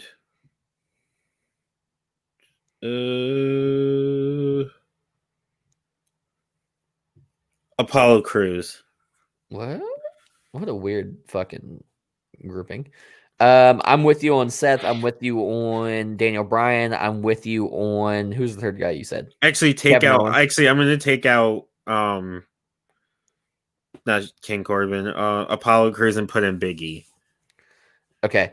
So I'm with you on shit. You just said it. I'm with you on fucking Daniel Bryan, Seth Rollins, Kevin Owens, and Big E. But then I think number 5 goes to either Lars Sullivan or Dominic Mysterio. Yeah, I can see that. To build that. And I think Big E and I don't know. I think Big E has a real strong showing. If Dominic Mysterio's there, those two are the sole survivors. If it's Lars Sullivan, it's probably Lars Sullivan is the sole survivor by himself. I'd rather just be Big E. I'd rather you build up you could even have Big E be down 3-1 or something like that, and then have Big E just go on a run, build up Big E, and have him win and be the sole survivor. I'm with you on that. So And you can even have like a minute, like he's the sole survivor, and then you have like just a momentary like, oh yeah, New Day. Have them come out and be like, congratulate him. You don't need to have New Day all the time. God damn it. They just give, or let not him break even up. like you don't even have to have them in the They're back. broken Like up. you don't even have to have them to like out together. You could have Biggie like out in the back because obviously Raw and SmackDown are in the same building. You could have them like congratulate him, give him a hug, pat him on the back, go about their business. Meh. They're still friends. Also, Survivor Series is one of my favorite times of the year. I love it when the Raw and SmackDown, like the SmackDown just be showing up on Raw and Raw be showing up on SmackDown. And they just I'm be like, I fucking love each it. other Yeah. up. Yeah, it's just gang warfare. Yeah. Like that time when Becky Lynch led the fucking SmackDown, like when the man was born. Right. You know what I mean? Like that was wild. Not that Jack's breaking her nose or busting her up. It actually worked out for her. She said blood all down her face. Right. Now it's an iconic image. I would get a painting of that image of her in the crowd holding her arms out, bloody faced. Right. It's an iconic image. It wouldn't be the same if she wasn't all bloody. No. It's crazy that it was like also that it was a woman in the company leading the charge. Exactly. He's telling these big buffy dudes what to do. That moment, the moment that I think it was for the first episode of SmackDown on Fox, when John Cena came out and then the person to come out and answer his challenge was Becky Lynch. Yeah. And they let her go bar for bar with him on the mic. And she was not only was she hanging with him, she was exceeding him. Right. And like those two moments, and then obviously like all the merch that came with it and everything, like after that, her big publicity. But those two moments specifically were like, damn, she's the face of this company right now. Exactly. You agree with Jim Cornette? What? When Jim Cornette said, how dare you go and get pregnant when you're having the hottest run of females ever had in the history of this business? You're the only female to ever be the face of the company.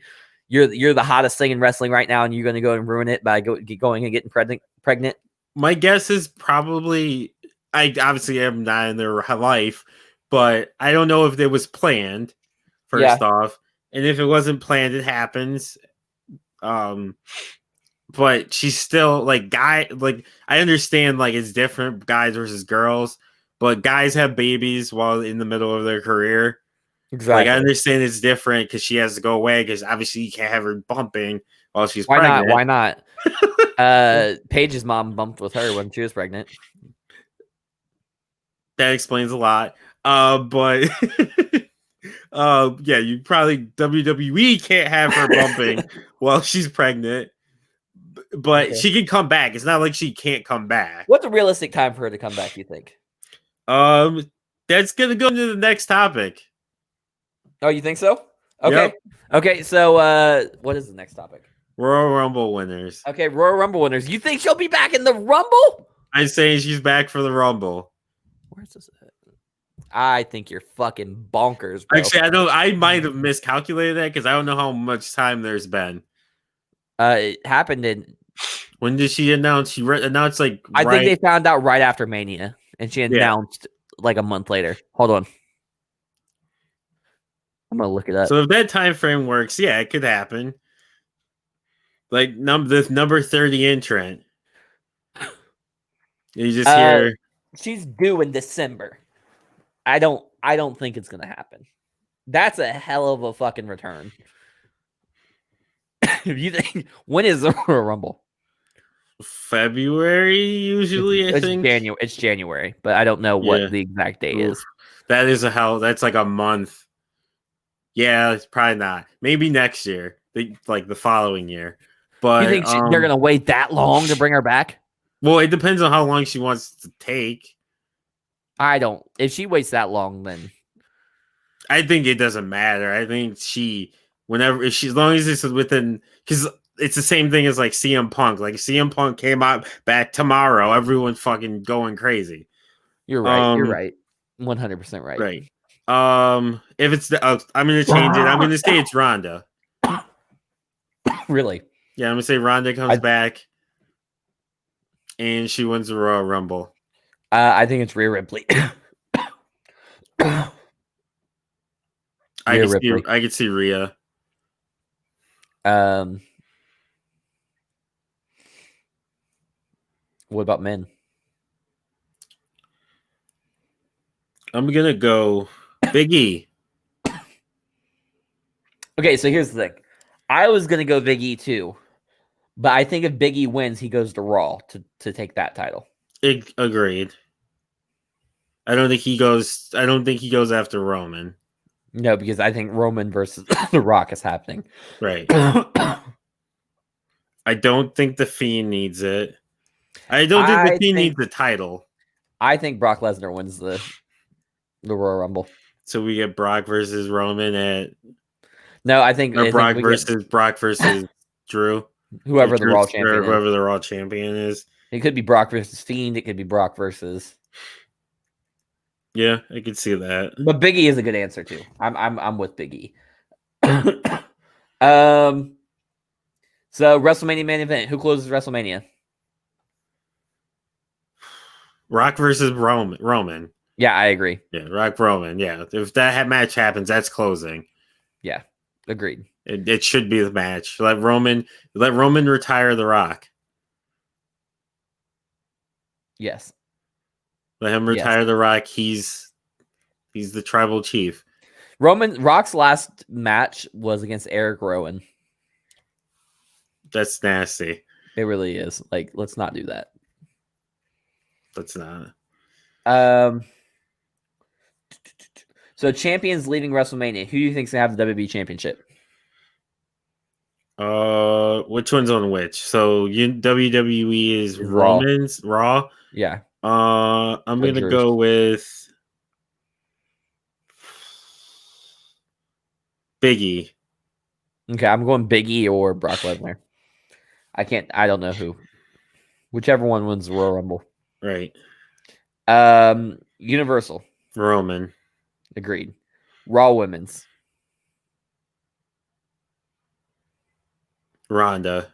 Rhea Ripley. SmackDown Women's.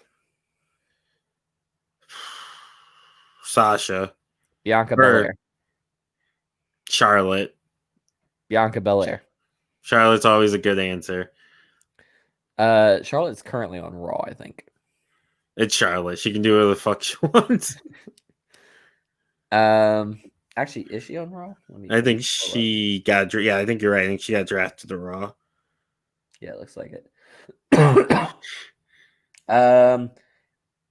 SmackDown, or we just did that. IC title, which is on Raw still. Nope, it's on SmackDown. Fucking A.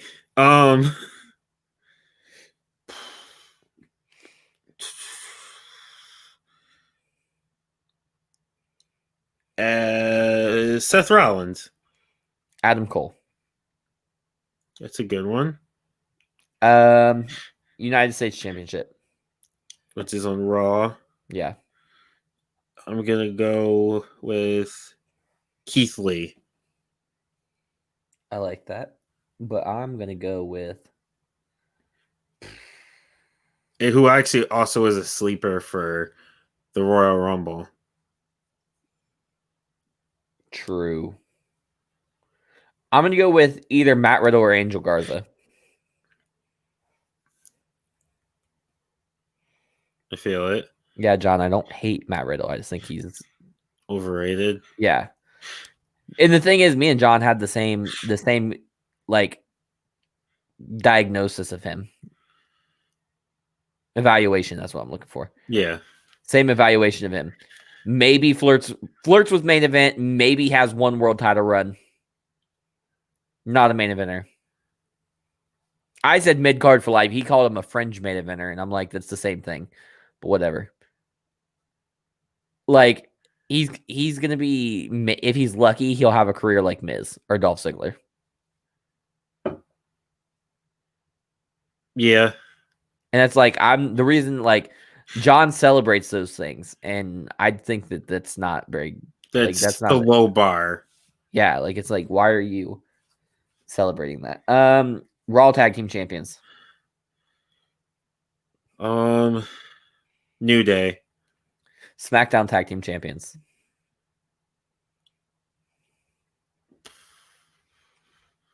Also, for Raw Tag Team Champions, I think it's going to be the Hurt Business. You think they make it that long? I hope so, man. I love them. I'm trying to think of if there's any like NXT champions that could Undisputed Era. Oh, so you think? Okay, I'm with it. SmackDown Tag Team Champions. I'm gonna say the Usos. I almost said the Usos, but I feel like that's too easy. Yeah, New Day and Usos on Yeah, top. right. I think Usos beat the Street Profits to win the titles, I could see that. and it's the return of like them being a tag team. I think they break up for a little bit. Yeah, I don't know how long Jimmy. Jimmy. I don't know how long Jimmy's out for. Yeah, so I think Jay's gonna have a minor. This is his push. He's Singles run. He's Exactly. having a little push. Exactly. I need Roman to beat up Rikishi next. That's why I said he needs to beat up Rikishi. Then he'll fight. Then he can fight both of the Wild Samoans. Is it one of his dad? Yeah. Then he can fight Tamina and Nia and Naomi, Simone Johnson and Naomi at the same time. All four of them. Let's fight the whole family. And then he fights The Rock. Right. And then if that all works out, he can go to Japan and fight Tama He's gonna fight Samoa Joe too. He's gotta fight Haku. Just because he's Samoan. Ooh, him versus Haku. He's got to go to UFC and fight Mark Hunt. Every Samoan. No Samoan left unturned. He's got to go into a cartoon form and fight Maui from fucking Moana. Shit. 24/7 champion. R-Truth. You think so? I'm gonna vote high with this one. I'm gonna say Anderson Cooper. That's not who I meant though. I meant the guy John Stewart is who I meant. I like Anderson Cooper though. I said it and I was like, that's not what I meant, but we'll roll with it. Yeah. John Stewart is who I meant. It probably will be a celebrity because they did Gronk last year. Yeah, so I think John Stewart will win, and then he'll just lose his own Raw the next night. Yeah, I could see that. Now, lastly, are your WWE Hall of Fame class of 2021. Assuming, like, we know they're just going to fucking do the same class as last year. But if you were in charge of doing it, who would you pick? So, how many people get in? Usually 5. I'm about to look it up. 5 sounds right, but I also know that that's not right. So, I'm going to do... So, for my headliner, I'm going to do... The 2020 induction had 1, 2, 3, 4 individuals and 2 groups. And then 2019 had a lot more than that. Or not really. 1, 2, 3, 4, 5. So they had 3 individuals and 3 groups, and then 1 Warrior Award, and then a bunch of fucking legacies. But I'm not doing legacies because that's no, ridiculous. I'm not either. That's too much. So I'm going for my headliner. I'm going The Undertaker. Fair. Who's your headliner? You didn't have to give me a minute. The Rock, but also pick who's going to induct him. Kane. That's fair. I'm giving Triple H. Either Triple H or John Cena. For who again? The Rock. Oh, yeah. I mean, you could also do Stone Cold or Mick Foley, but I think I would rather see Triple H and John Cena do it.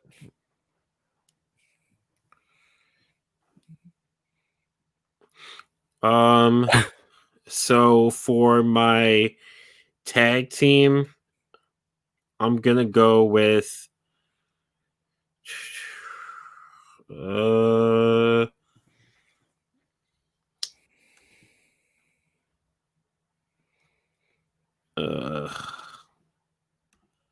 I almost did the Outsiders, but They're already going in. they're already in they're in as NWO, so it's pretty much the same thing.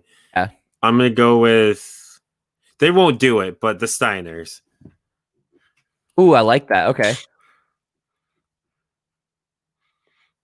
for my tag team. I'm gonna steal that and take the Steiners too. Even though Scott has said fuck the WWE Hall of Fame multiple times, but Yeah. so Yeah. for my celebrity, it's Cyndi Lauper. Cyndi Lauper for sure. Yes. I'm with you. Who inducts her though? Hogan? Yeah, Hogan.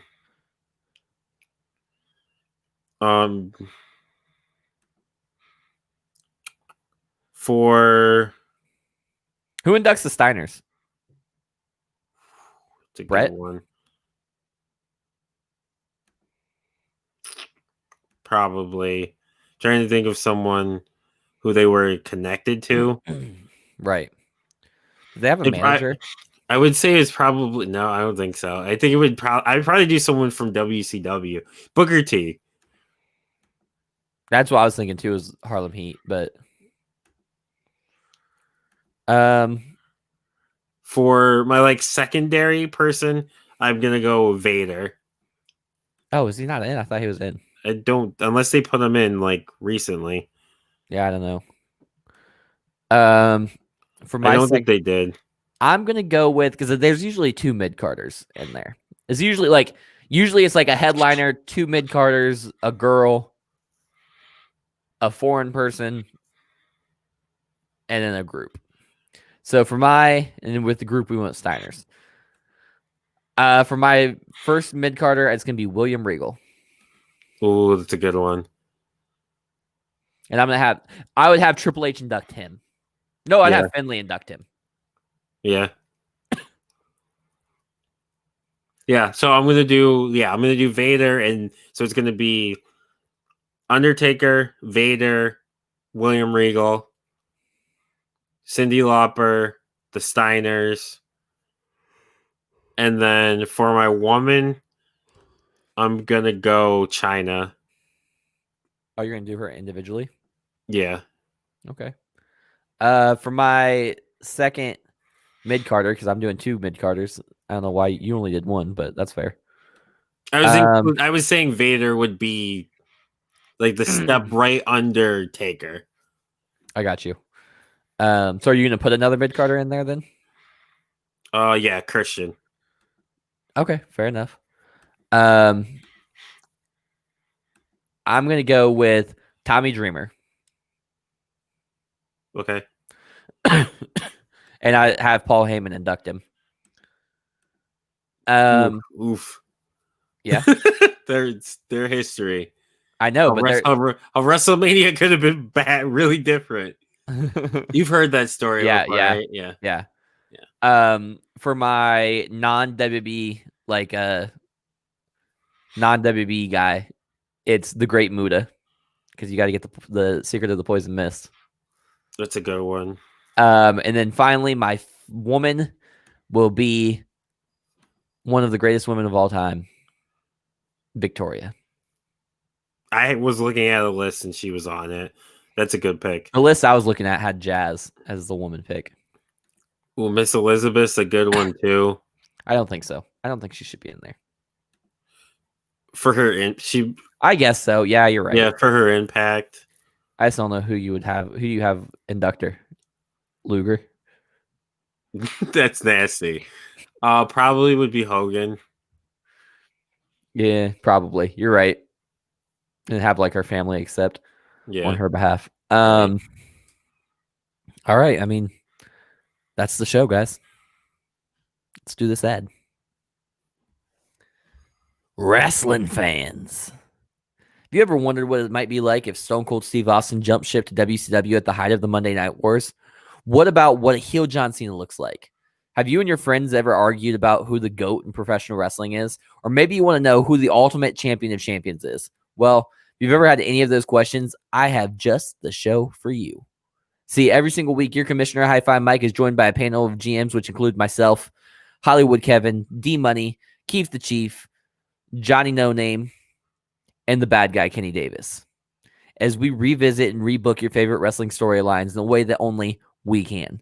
Check them out live every week at twitch.tv/T13media, and the replay goes up for both video viewers and audio listeners on www.T13media each and every single week at Friday. All right, Damone, it's been a pleasure having you on here. Thanks for having me on. You look like Paul Heyman right now. Thank you. The only reason you're the champion of the Book It champion right now is because Travvy T doesn't work Tuesdays. You're just missing the ponytail. Yeah. That's the best Paul Heyman. It is. I need like a trench coat too right now. So like I said, thanks for coming on. Guys, ladies and gentlemen, thank you for tuning in.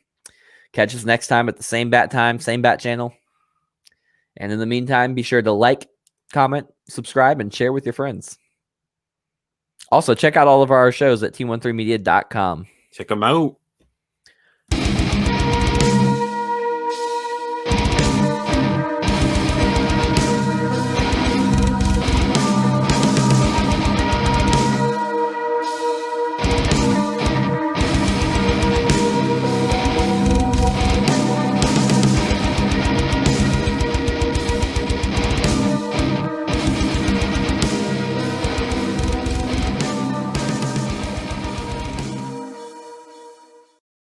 Wait. Don't go anywhere. Don't click off of this video yet.